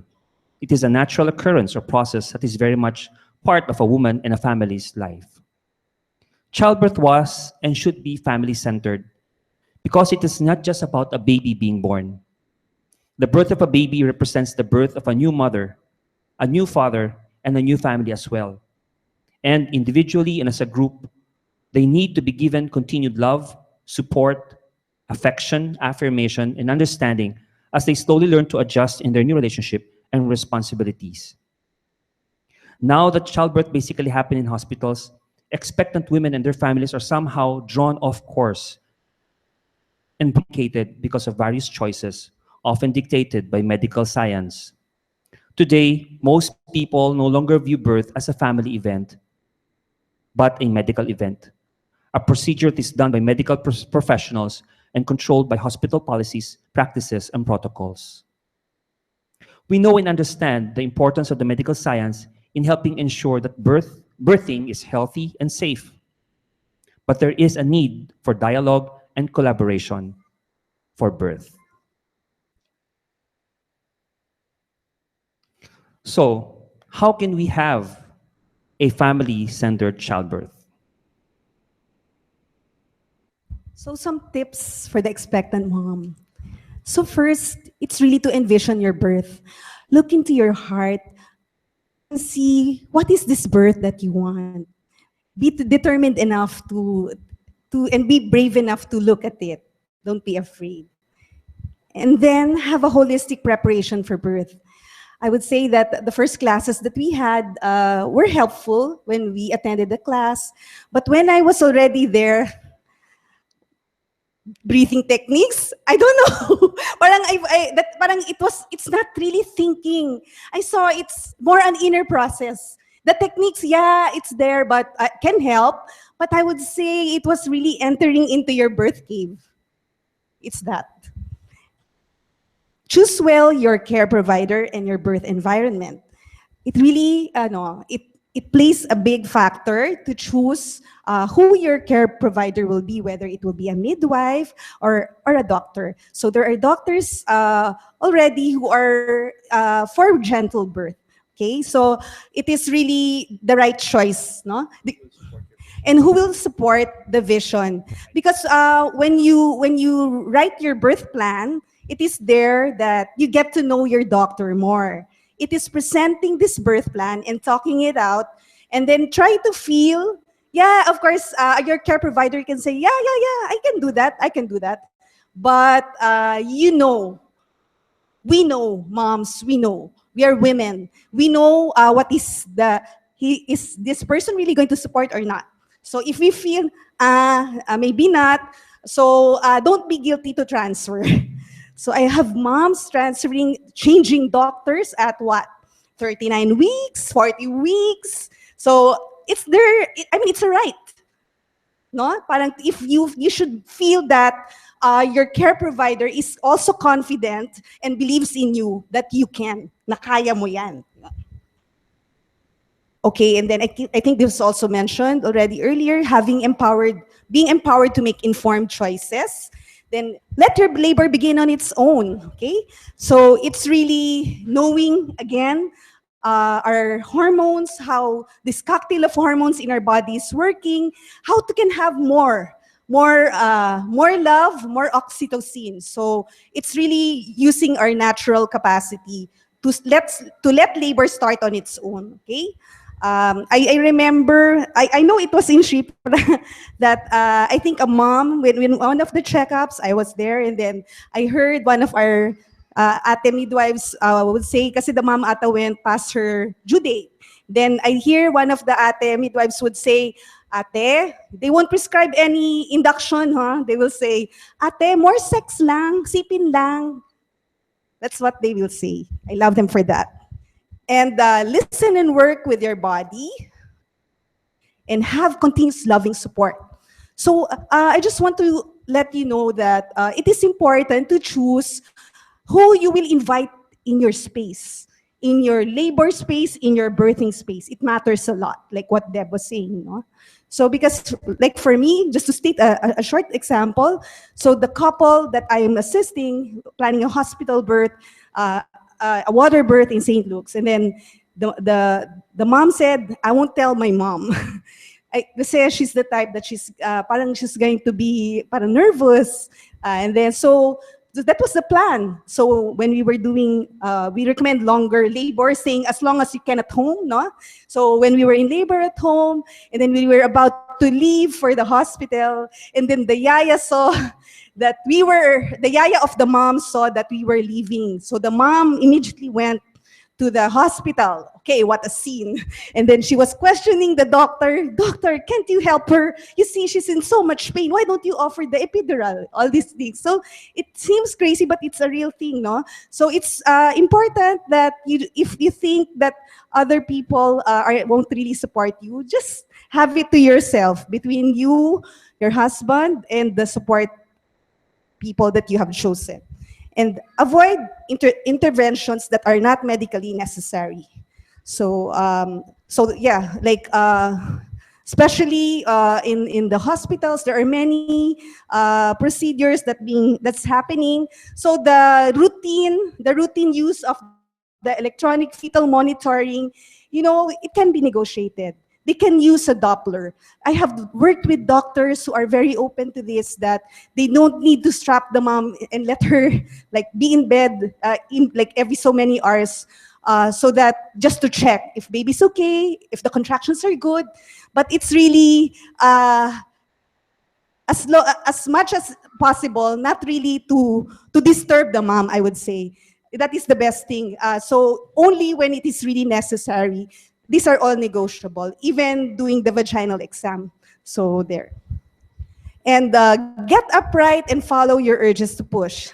So we really advocate for being upright, active birthing positions, because like in SHIPRA, they use a birthing stool, because when we poop, we don't lie down. No? Can you think about that? So giving birth it should be an upright, you should use gravity. It's the only way that, the easy way for baby to get out, okay? So, but there are many tips. If ever you are in a hospital that doesn't allow upright positions, so you have to do a lot of work, and when your baby's crowning, that's the time that you can tell Dr. Ken, that's the time that you go to the bed.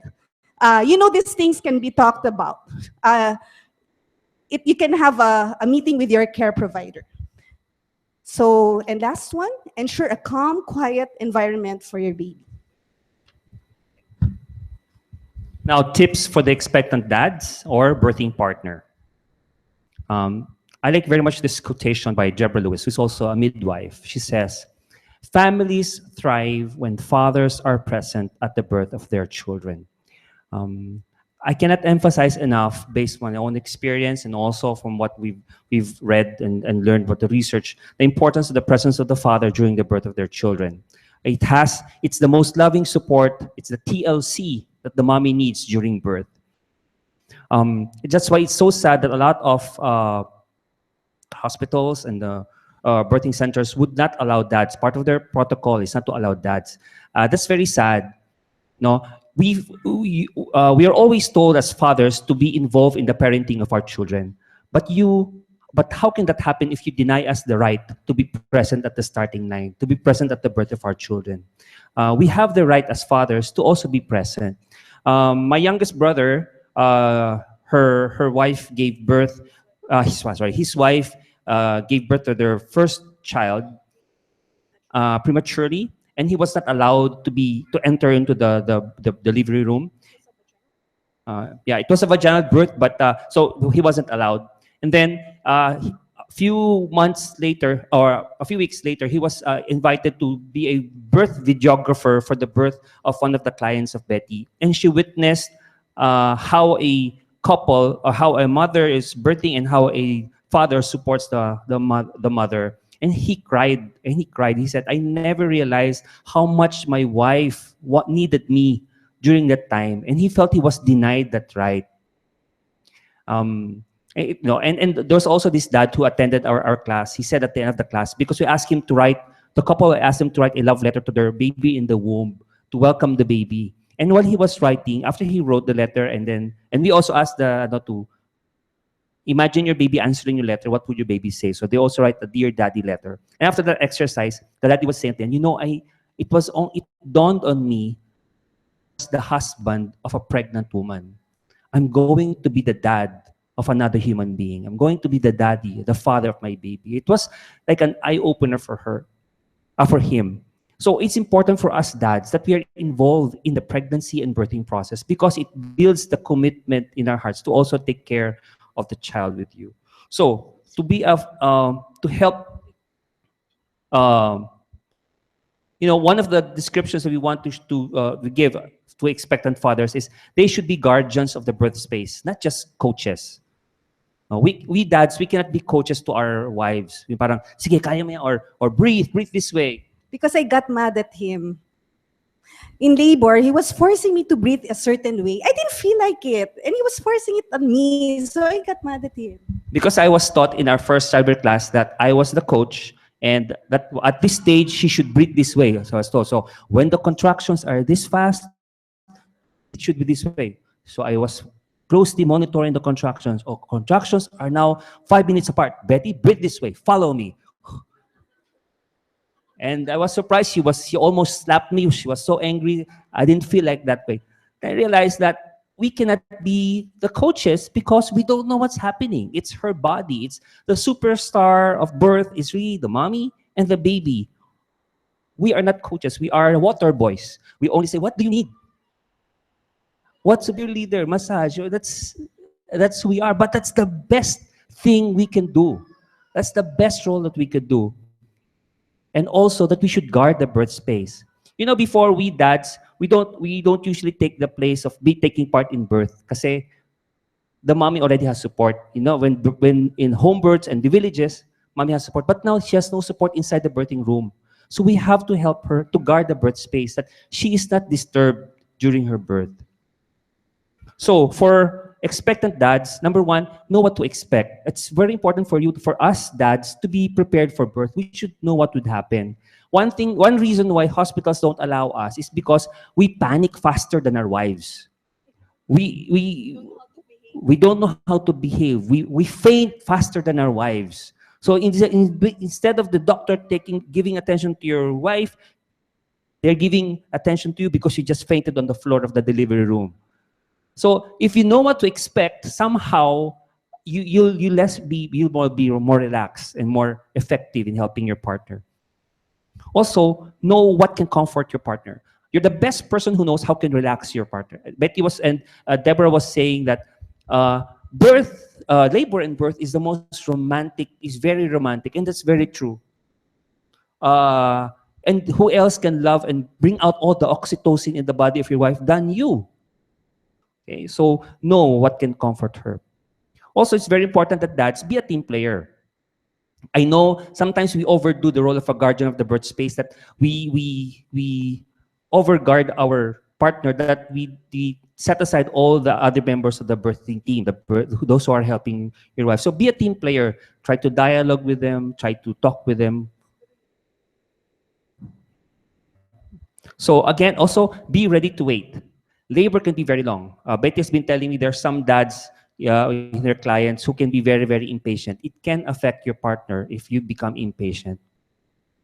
Also, be flexible. We cannot predict the outcome of birth. No matter how much you prepare, we're not so sure what will be the outcome. So be flexible. And then be your wife's advocate. Okay? You do not decide for your wife. We do not decide for her. Remember, water boys, we're not coaches. So we listen to her. She'll be the one to tell you what to do. Then help your wife to stay focused and relax and know your limitations. Thank you, Betty. Oh, okay. So tips for birth attendants. Okay, so Skip that na lang. This one? There. Maybe I just want to share this. So it's from the Declaration of the Rights of Childbearing Women. All women have the right to a sacred, fantastic, profound, and loving birth experiences. Childbirth must never be viewed by birth attendants as routine, cumbersome, or insignificant. I would say you set the tone how your birth will be. And you'll be surprised that the nurses, the doctors, they're open. I mean, you have to be the one, you have to take hold of your birth. And then you do a tour of the facility, have rapport with them, and then set the tone and share your birth plan. I always say, have an intro to the birth plan, what this birth means to you. It can happen. It has been happening. With the video off. Okay, so I just want to share this video done by Isabel Steinert. So it's this birth is a very beautiful, gentle birth at Shipra. So this is my client Ivy, and you would see how it can be really be family centered, no?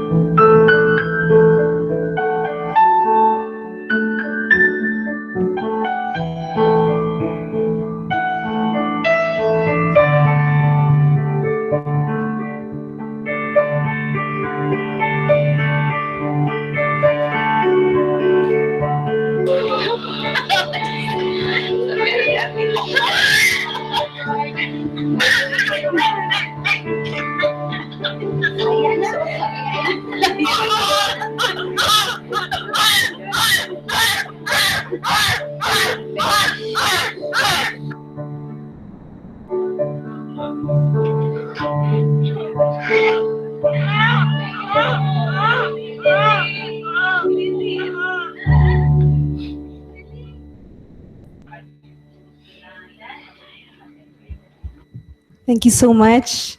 And may you have a family-centered birth and a happy parenting. Dula, Betty, and Manny. I think we've had a lot of crying today.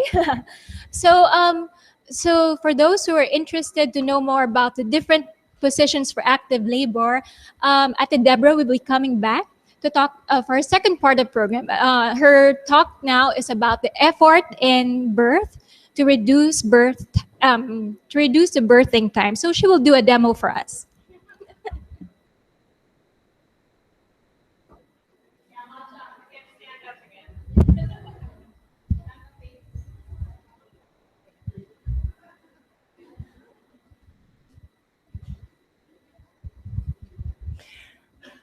Okay, who again here are birth care providers? Are there, other than Shift for Others? No? Okay, well, anyways, as a midwife, we love it when a mom gives birth really quickly. It's wonderful. And as a birthing mother, you'll be super happy to have a shorter labor versus a longer labor and birth. So how do we do that? Okay? Well, we got to invest some time now, before the birth. It is interesting for me. We actually just recently, with the Pinay Doula Collectives, we had a storytelling time of mothers. And I listened to different women telling their stories. Some were at Shifra and others were at hospitals. And what I heard over and over and over again is I didn't prepare enough. And there's this fine balance. For me as a midwife, our job is to say to you, to the pregnant mommy, you can do it. Your body was made to do it. You can do it. And the reality is that we also need to work with our body and our minds and prepare ourselves for birth. We have to invest some time. Okay, so what can you do? What can you do? Well, beginning is there are three important things during pregnancy and birth. And that is balance, gravity, and movement. Okay, so this is where we're going to practice the balance. So off with the shoes, stand on up. And we're going to practice. You can watch me first, and then I want you to try it. So can you see my feet? No? Can you see my feet? This is terrible because this chair's not flat. Okay, but what you're going to do is you're going to dig your toes into the ground, and then you're going to go to the side, go to your heel, which is a little precarious on this chair, go into the middle, and then grab the floor with your toes and pretend like it's dirt. Okay, so can you stand up, please? Stand, tayo, sige na. Okay, you don't have to take your shoes off, but it'd feel better if you did, okay? So put your feet, they need to be balanced straight across. Don't do it like this. Don't go wider than your hips. Don't go smaller than your hips. Balance with your hips. So balance your hips. Balance. Toes go to the side, the back, which is a little hard, back to the middle, feet flat. Open up your toes and scrunch and grab that dirt. Okay, now shake your butt. Your butt. A little hard to do. And just kind of hang.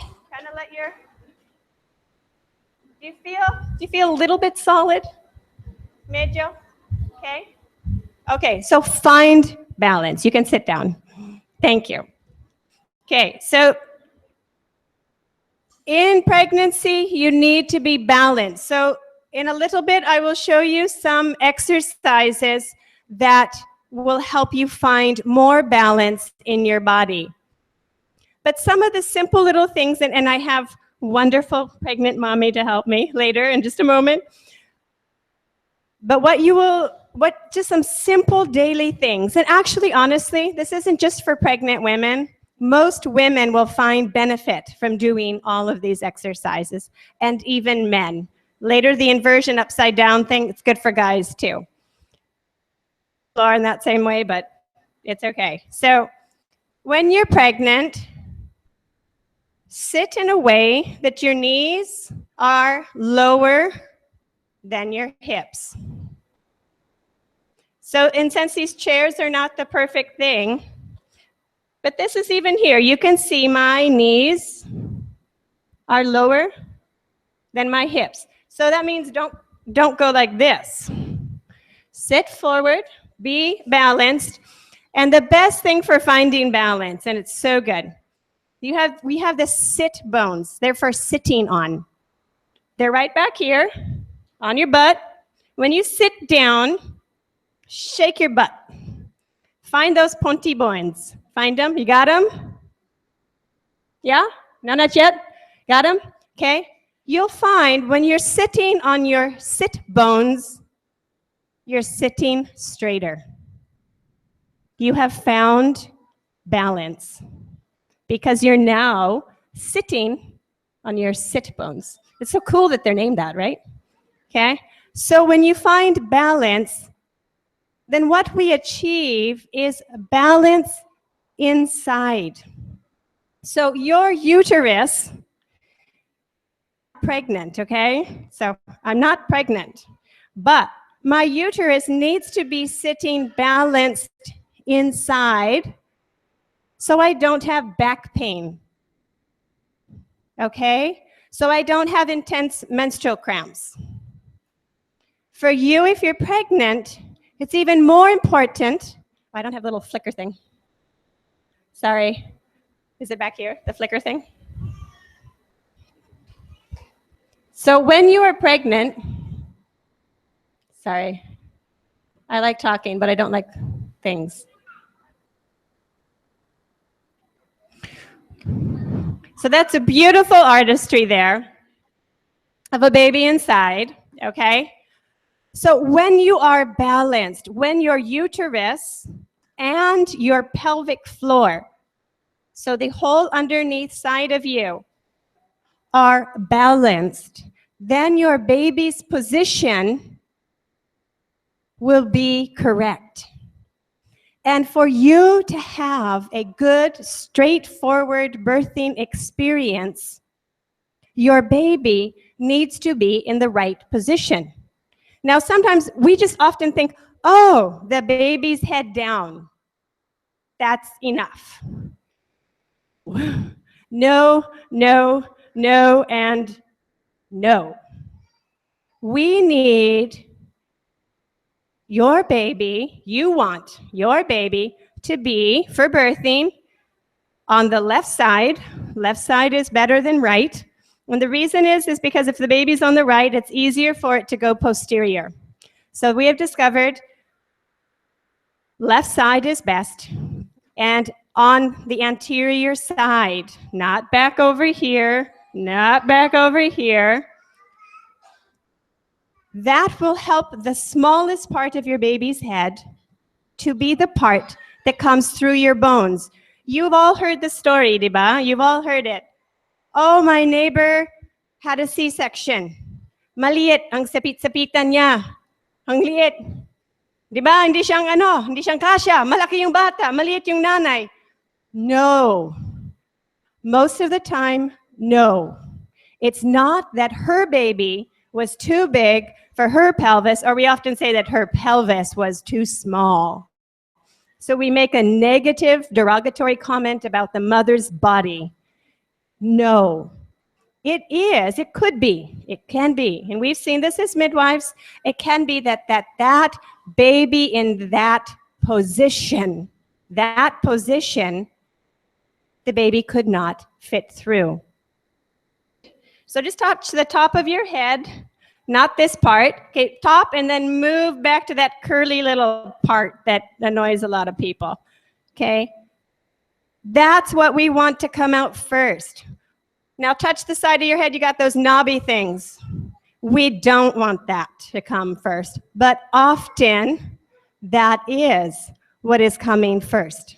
Okay? So what we want, that'll make it harder for you. It'll take longer. It can stress your baby out. It can stress the birth attendant out. Okay? We want this little part to be the one presenting, okay? So how do we do that? Balance, gravity, and movement. So, and good prenatal care, okay? When I say good prenatal care, it means that we are checking the position, and actually at 35 weeks, I sure hope you can't see the face. You can see the face because it's for artistic beauty. But that face should really be down behind your pubic bone. And again, oops, wrong one. Okay, again, I mean, this one's, you know, the face is hiding, but still at 37 weeks, we want that baby's head down. So here, this is how the birth attendant checks the mother. You use your hands. Ultrasounds don't work for this. It has to be touch. Okay. So when you're, actually, I'm going to go past these. So how do we achieve the three things? Balance, gravity, and movement. And the three things that we need to do, and so I have my beautiful assistants come forward. So if you want to come up here, we're going to go up here so you guys can see, because down here you can't see in the back, okay? So it is important to prepare your body. Say prepare, I mean prepare. So from 30 weeks on, you can really do this at really any time, but definitely starting at 30 weeks on is, oh, I was going to give you my sweater.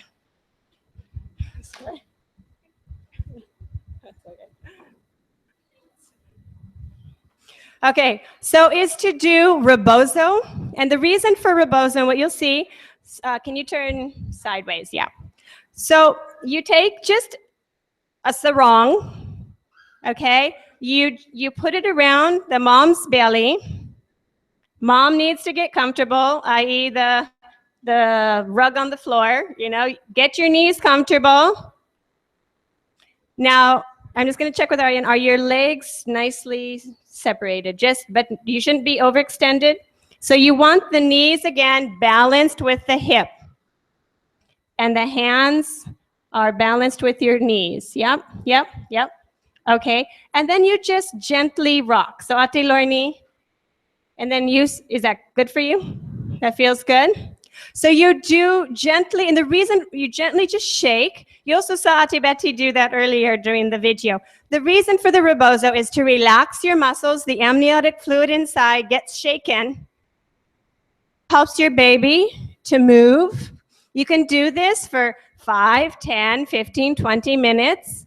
You just do it for as long as it feels good till you feel relaxed, so you say, stop, don't want it anymore. And keep doing. I mean, the important thing when doing this, so often what I would say, this would be a husband-wife thing, okay? Or your best friend and you. I mean, you know, sometimes our work schedules, or we don't have a partner, we just need someone, or maybe, you know, your partner has a week back, you know, and you need to like get a friend to do it for you, okay? Do that every day, and then we'll go to the inversion. Can I? Do you want to move it forward? Yeah.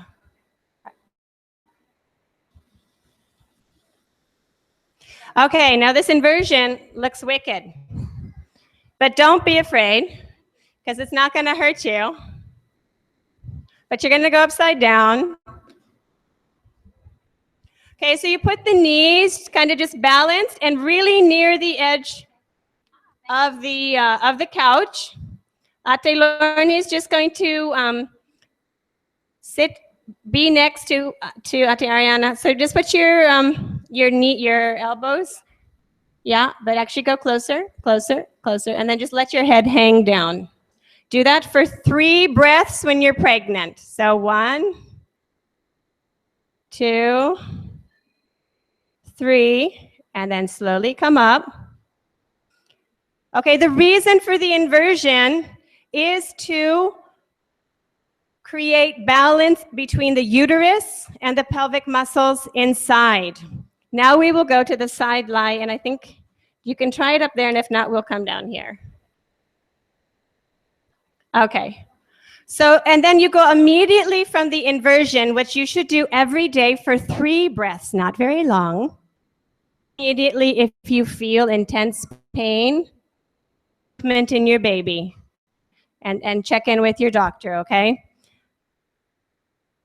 So you need to get all the way to the side. And then your head should actually be flat. I don't think the couch is gonna work. I think you're gonna be the floor. Okay, if you have a long couch, then you can do it there, but now we're gonna use our long stage. Or if you have a short body, then it'll be fine. But actually, it's gonna have to be over here. Ako na lang, dito na lang, sa baba na lang. Because she has to be hanging, yep. So the really interesting part about the side lie exercise. Oh, and by the way, spinningbabies.com, go there. You can check all this out. This is not my idea, but it's great. It's fabulous. Okay. I think I'm good. Am I on my shoulder or I'm on my... So lie down. Yeah. So you lie down. It is really important to do, when you do this exercise, you can do it twice a week or you can do it every day, but always do each side for the same amount of time. Okay, so the legs need to be first straight. Can you drop one down with, are you gonna be okay with your skirt? And then you drop one leg down. Up, these do fall. Okay, and then you as the partner need to hold the mother's hips up. If she falls forward, then she's not balanced inside. We want balance. So your hands, can you just hold my mic? She's multi-purpose. Just to rest gently on the hips, just 2 hands gently on the hips. Make sure the back is straight. You could even put a box behind her to make sure that her back is straight. And then just let her rest gently, just relax. Sometimes it'll feel nice for the mom if you just kind of shake her hips just a little bit. Does that feel okay for you? Yeah? Okay, so I think then we have to do this on the other side because we never do it only on one side. Yeah, she's actually pregnant, so you can never actually, you're gonna have to flip over to the other side because you can't hang down your leg. Sorry. So you really have to do it. Don't bother to do the side lying release if you can't do both sides. You might make things worse. In the sense that literally, can I borrow this one for just 1 second? Your pelvic muscles inside, sometimes the reason we want you to do this is that they're, and you want them to become balanced, okay? So you really, really, really don't want to do it only on the right side or the left side because then you might just tighten up one side and mas grabe yung nangyari sa'yo. Sayang. So you need that back. Okay. So even in the demo, we're going to do both sides because it's important. Pregnant mommy, we can't do this to her even though she's demoing. You have to doing the demo. Okay, so we fall forward again. And if you are like on a couch, then literally as a husband, this is really special cuddle time. Okay? So you can just talk to your baby. Hey baby, you're so sweet. Gonna see you in a bit. Okay? And then it might just be, this might be your only date time, right? You have busy schedule, so it's like, you know, we're preparing for our baby's birth and like, you know, what do you want for supper tonight? Burgers. That's probably gonna work because you're gonna be like going home and get McDo, right? So, yay! You know, so just check in with one another while you're doing your exercise and preparing for your birth together. you can play smoochy face too. That's like extra cool. So, but I'm not going to. I love it too. But we will not. So then I think we've got about the same amount of time. Okay. So now we have done what is called the 3 sisters. I am just going to demo one more exercise. You can do it lying down or standing up. And when you read the directions, like please, please, please go to spinningbabies.com. It's a beautiful site, beautiful for pregnant women, birth attendants. I look at it all the time.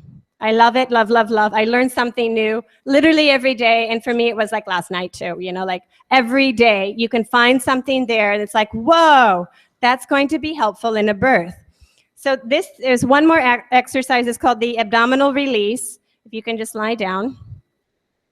And you almost literally do nothing, okay?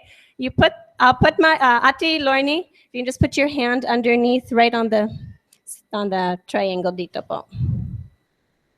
No, just under your, up here, on your head. Yeah, lie down. Okay, lie down. I don't want to squish your hand. Okay. No, you have to squish your hand. So so what is happening is Ate Lorne is putting her hand right here on the little triangle on your bone. And then she's just going to very gently, but no pressure, touch the top of the uterus, but no pressure. Like a feather, okay? And then we just wait. Now we're not gonna wait for as long as we would maybe need. You can do it 5 to 20 minutes, and what will happen is there's, we don't really know why, but there's like a magnetic release between the hand below and the hand on top that actually creates a relaxation in your abdominal muscles, which then again create balance in your body and will help your baby to get into the proper position. So then if you want to come down and we'll do one more standing up. This same exercise can be done standing up, especially for mothers who find it very difficult to lie down flat on your back.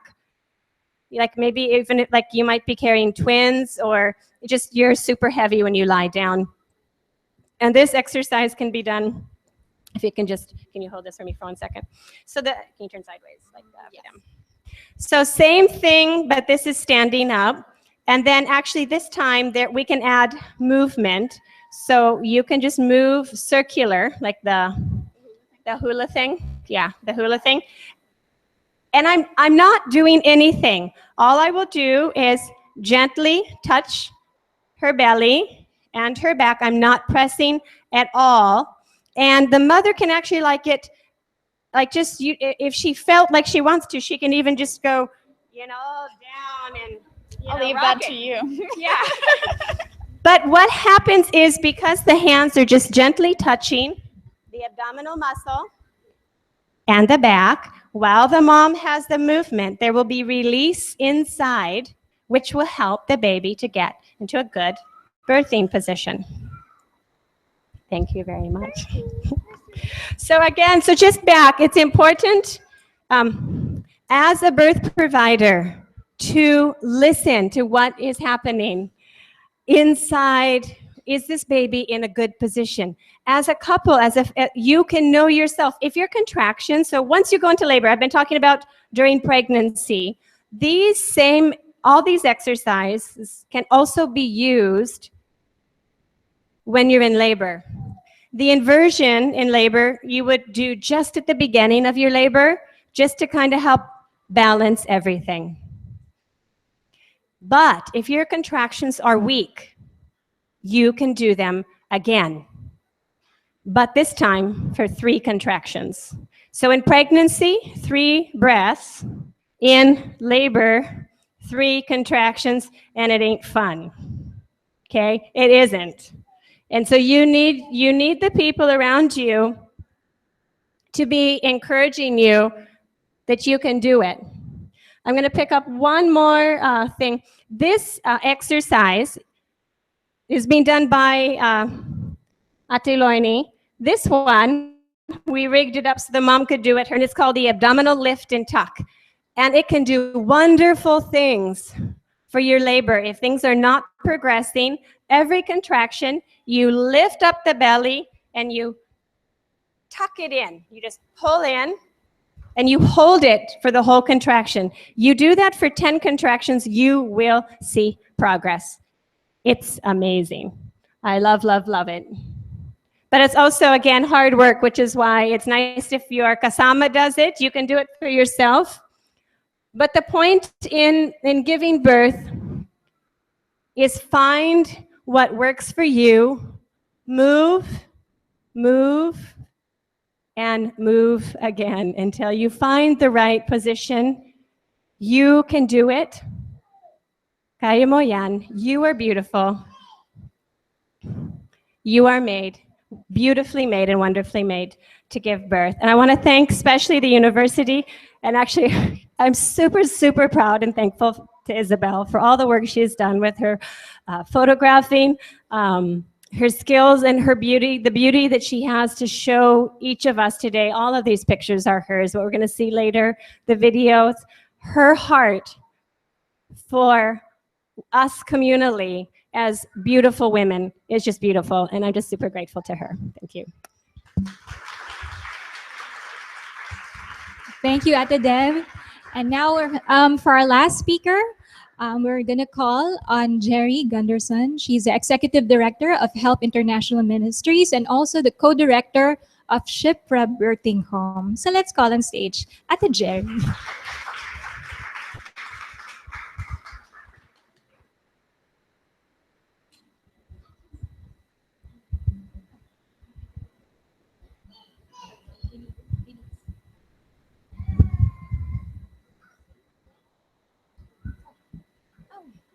Oh, it's a new one.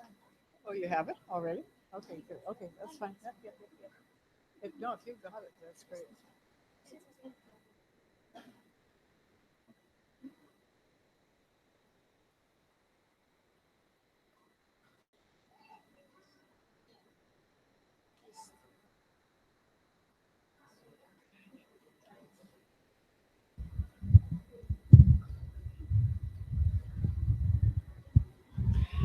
Well, good afternoon.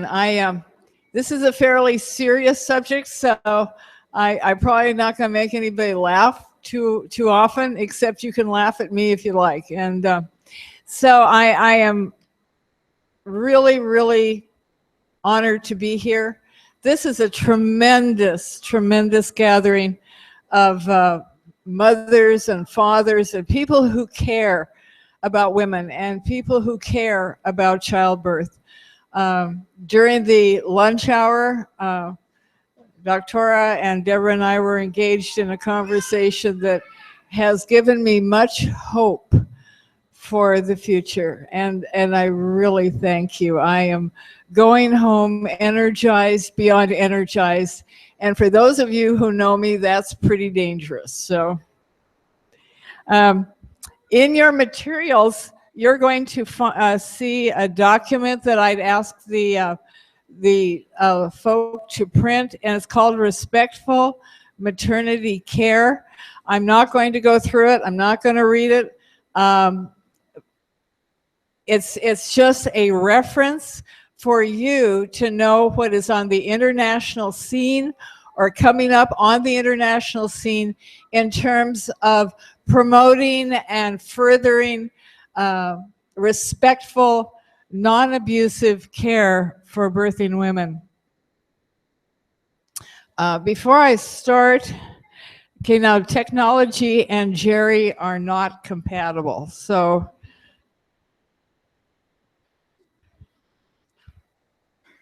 I will do my best here to not make it a total mess of things.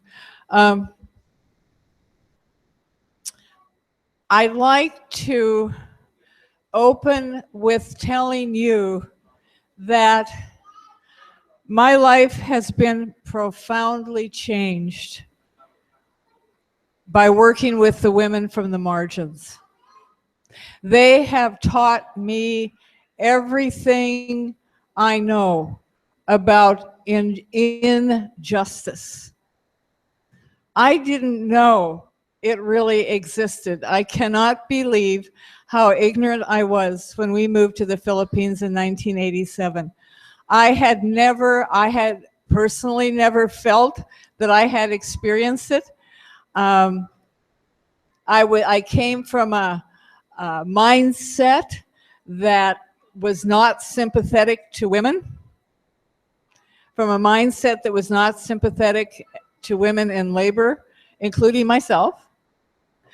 And I just had no idea of what life was really like out there. And these women and their stories changed my life.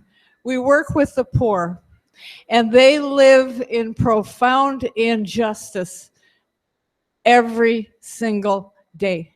If you are poor and you are a woman, you are in trouble. And you're in trouble every day.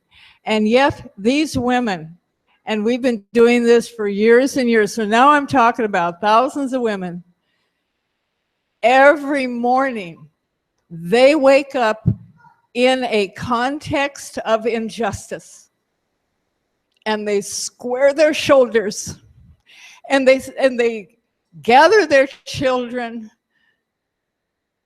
and they make that day happen every single day. We sometimes would do a drawing with the women to help them share their stories.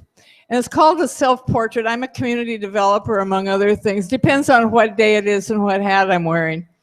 And so we'd have them draw a self-portrait. And so we would gather around and hand out paper and colored pencils and one story, one drawing, and then we have the women share about what they drew and why they drew it.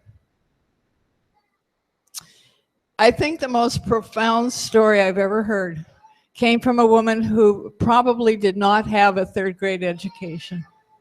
And she drew a bamboo tree. And in the tree were several little birds. And she said, "I am the bamboo tree, and the birds are my children. The wind blows almost to the ground.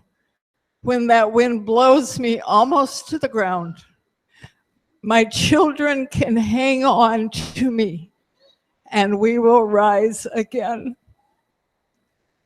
You cannot get better than that. That is one of the most profound things I've ever heard. And these women are so brave and have so much courage, and they teach me every single day.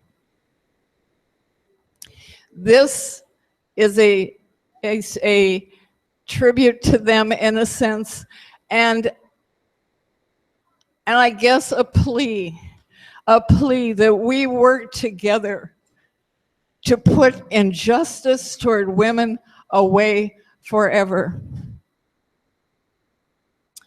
Let's see. How do I get it to be big? I guess it is big. It looks small on my screen. I told you, this doesn't look. So the issue of justice runs very deep for me. If you do the Enneagram, I'm an 8. I'm a challenger. I'm an 8 with a 7 wing. If you do the Enneagram, that means I'm a maverick. So I don't know what that says. But justice is a huge, huge thing for me. It's a driver behind the beginning and the continuing existence of Schiffer Birthing Home. We are a ministry of hospitality, and whoever God sends us, whoever crosses that threshold, is welcome. And they're welcome to be treated with love and dignity and respect. You know, we may not like them, but we'll love them. That's justice in action, and that's who we are. All maternal health care can and should be, now I'm going to say this again, all maternal health care can and should be an instrument of justice. It should be justice shown through loving, skilled care in a context of dignity. Every mother and every baby is a gift of God to the world. White Ribbon Alliance is proposing this document that you have, Respectful Maternity Care, the Universal Rights of Childbearing Women. And they open with the following statement. And this was a shocker to me. I don't know why it shocked me. I shouldn't have been surprised. Human rights are fundamental entitlements. Now, I've changed the word entitlements because it has fallen on hard times. It's not a good word to use anymore. So I went to my thesaurus, and I can use power, and I like that better. Human rights are fundamental powers, power, due to all people, recognized by societies and governments and enshrined in international declarations and conventions. To date, and this was where I was blown away, to date, no universal charter or instrument specifically delineates how human rights are implicated in the childbearing process or affirms their application to childbearing women as basic inalienable human rights. I couldn't believe it. There is nothing. There's all kinds of human rights charters, but there's nothing that pertains to women in childbirth. A USAID-funded 2010 landscape research project gathering data, and they're dealing with facility-based care. Now, I don't want to jump all over facility-based care. That's not why I'm here. But facility-based care is where people that do research can gather data. It's pretty hard to gather data otherwise. So I'll be talking about and referencing facility-based care today. But they gathered data from 18 different nations. And it shows this, and this was an interesting thing to me as well. Growing evidence for skilled birthing care utilization across a range of countries suggests that, and here's the shocker, disrespect and abuse may sometimes act as more powerful deterrents to skilled birth care utilization than other more commonly recognized deterrents, such as geographic and financial obstacles. In other words, and so when I read this, I thought, you know what? That's true. When we have to transfer a laboring woman to hospital care because she's gone out of our scope of practice, her labor has gone on too long, it's not progressed well. If we have blood pressure issues, whatever may be the reason, if we have to transfer care from Shifra to a hospital, we will have tears and we will have begging from her and from her family. Please, please, please, can I stay? Please, please don't take me. Is it just money? No, it's not. It's about the abusive and thorough disrespect in treatment that they'll get when they get there, and they know it. They know it. I have seen a woman in labor struck so hard by a doctor that it knocked her to the floor because she refused to follow his orders. And he backhanded her and dropped her to her knees. We work primarily with marginalized women, and here is what happens. Here is what happens whenever we have to transport, and this is why they beg us not to take them. Her family and her midwife will be denied entry to be with her while she labors. She will be alone. No family, no familiar faces, no one to comfort, no one to encourage. She will be alone. She will just be Mrs. And that alone is abuse. and it's acknowledged as abusive treatment by World Health Organization and UNICEF, and it happens here and worldwide every single day. Every single day, hundreds of times. She'll be forced to give birth in full lithotomy position, spread-eagled on a torturous delivery table, no care given to her modesty or her emotional needs. In fact, sometimes she is even mocked when she cries. I've heard from other caregivers in some of the major hospital delivery rooms that doctors and nurses will say, "You didn't cry like that when you were making that baby, now did you, Mrs.?" No, no, that is abuse, and it's also bad obstetrical practice. She will be given no choice as to the birthing position she prefers. When her voice is silenced, her right to choice denied, that's abuse. A wealth of evidence-based research over the past 2 decades has shown positive birth outcomes increase when a woman can choose her own birth position. The current research showing that, and a host of other recommendations that fly in the face of current local invasive facility-based practices, and Schiffer's a facility too, folks. We're a facility too, and we have to rethink what we do as well all the time. We have to revisit, are we slipping? Are we sliding? I appreciate our doctor's comments this morning that you get it up to speed and then it slips and slides and you have to revisit it. Okay, so, but there are certain invasive practices that have no obstetrical merit. One is a routine episiotomy, frequent vaginal exams, artificial rupture of membranes, and fundal pressure found in many local facilities here and around the world.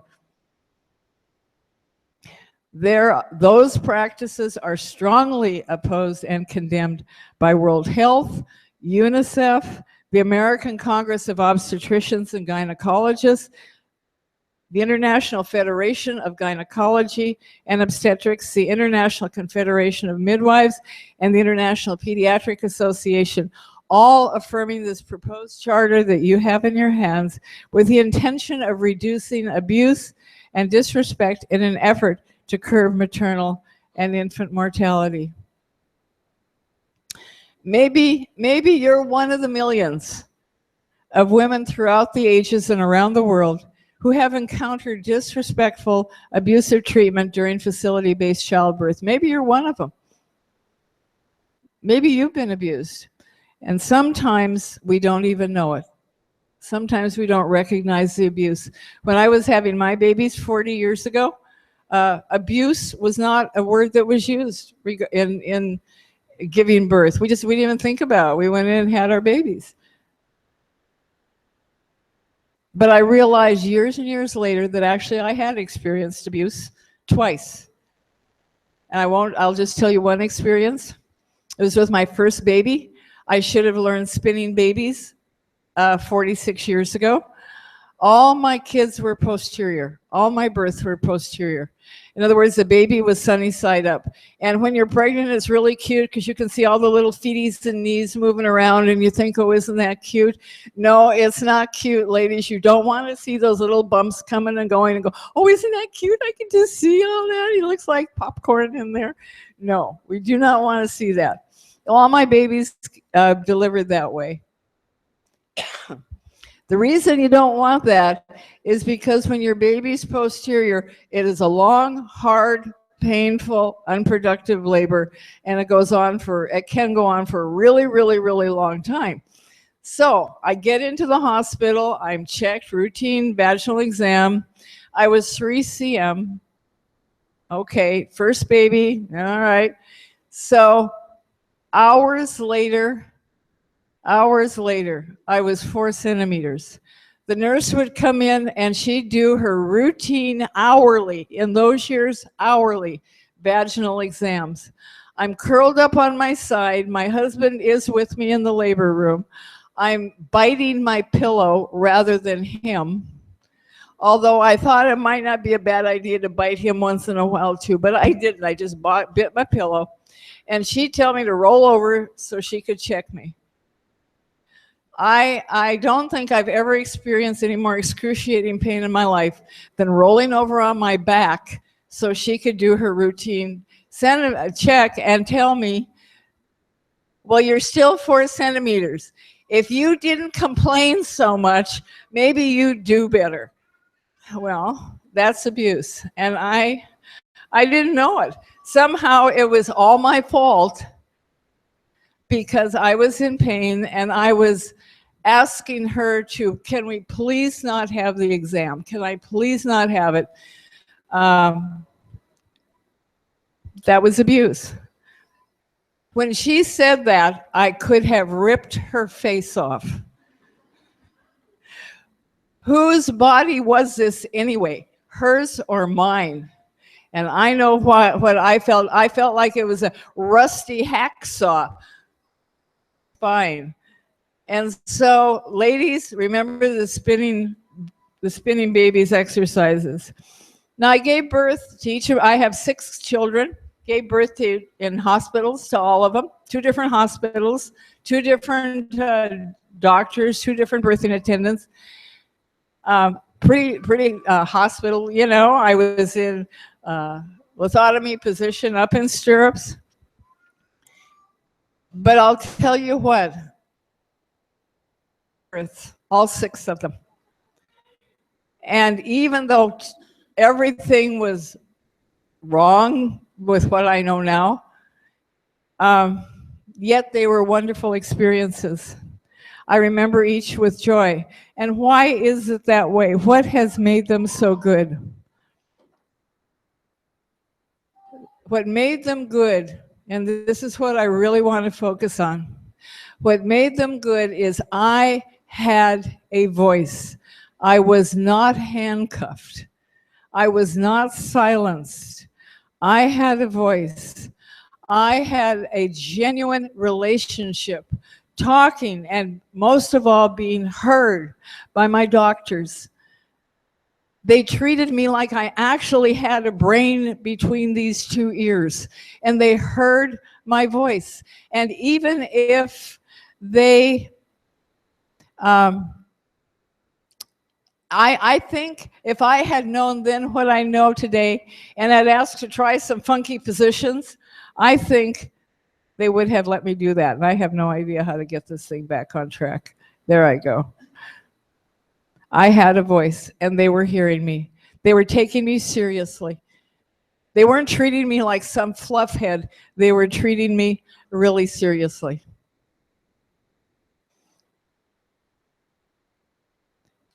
Women, we are up against what what is also called maternal wall bias. And to make matters worse, when we're in reproduction mode, it gets worse.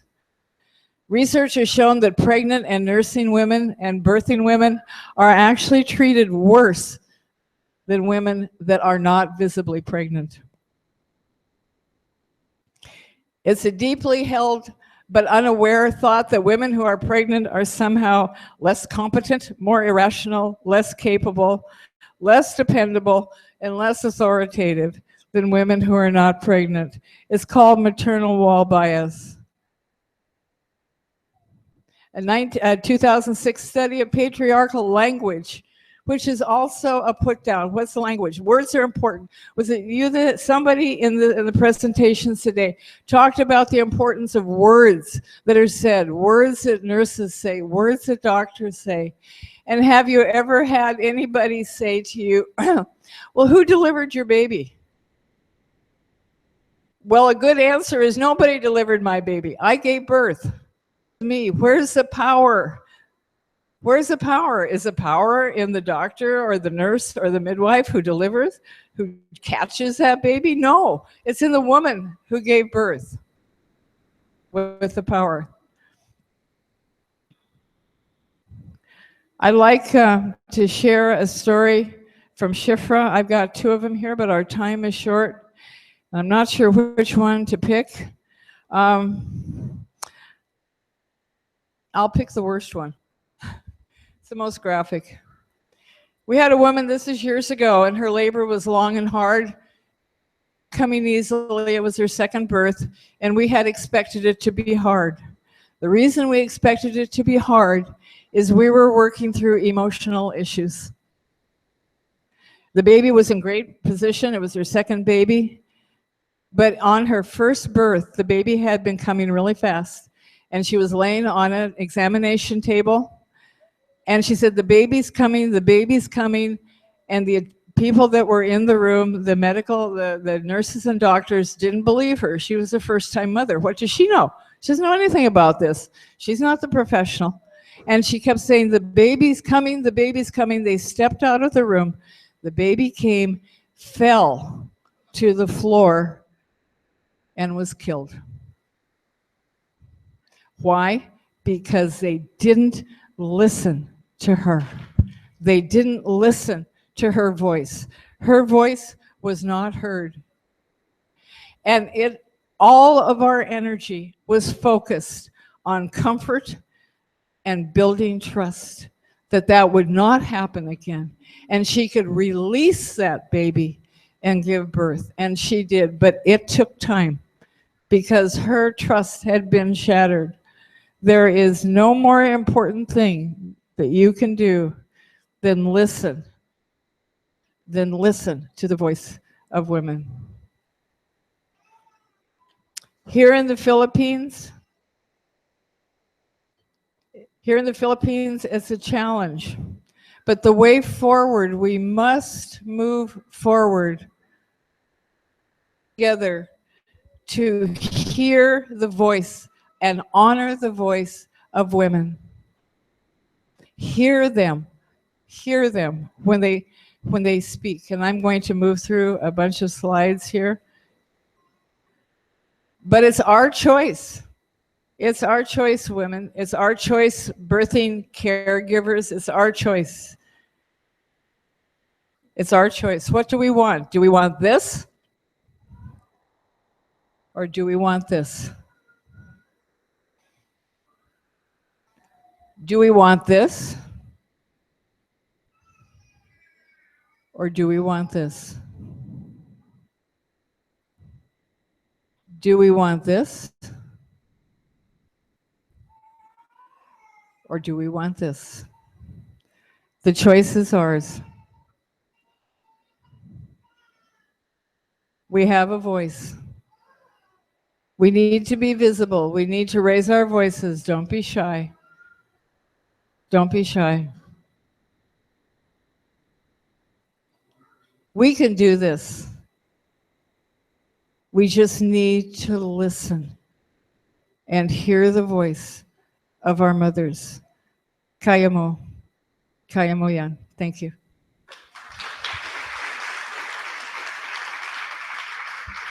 Thank you so much, Jerry. Thank you. As I need a minute.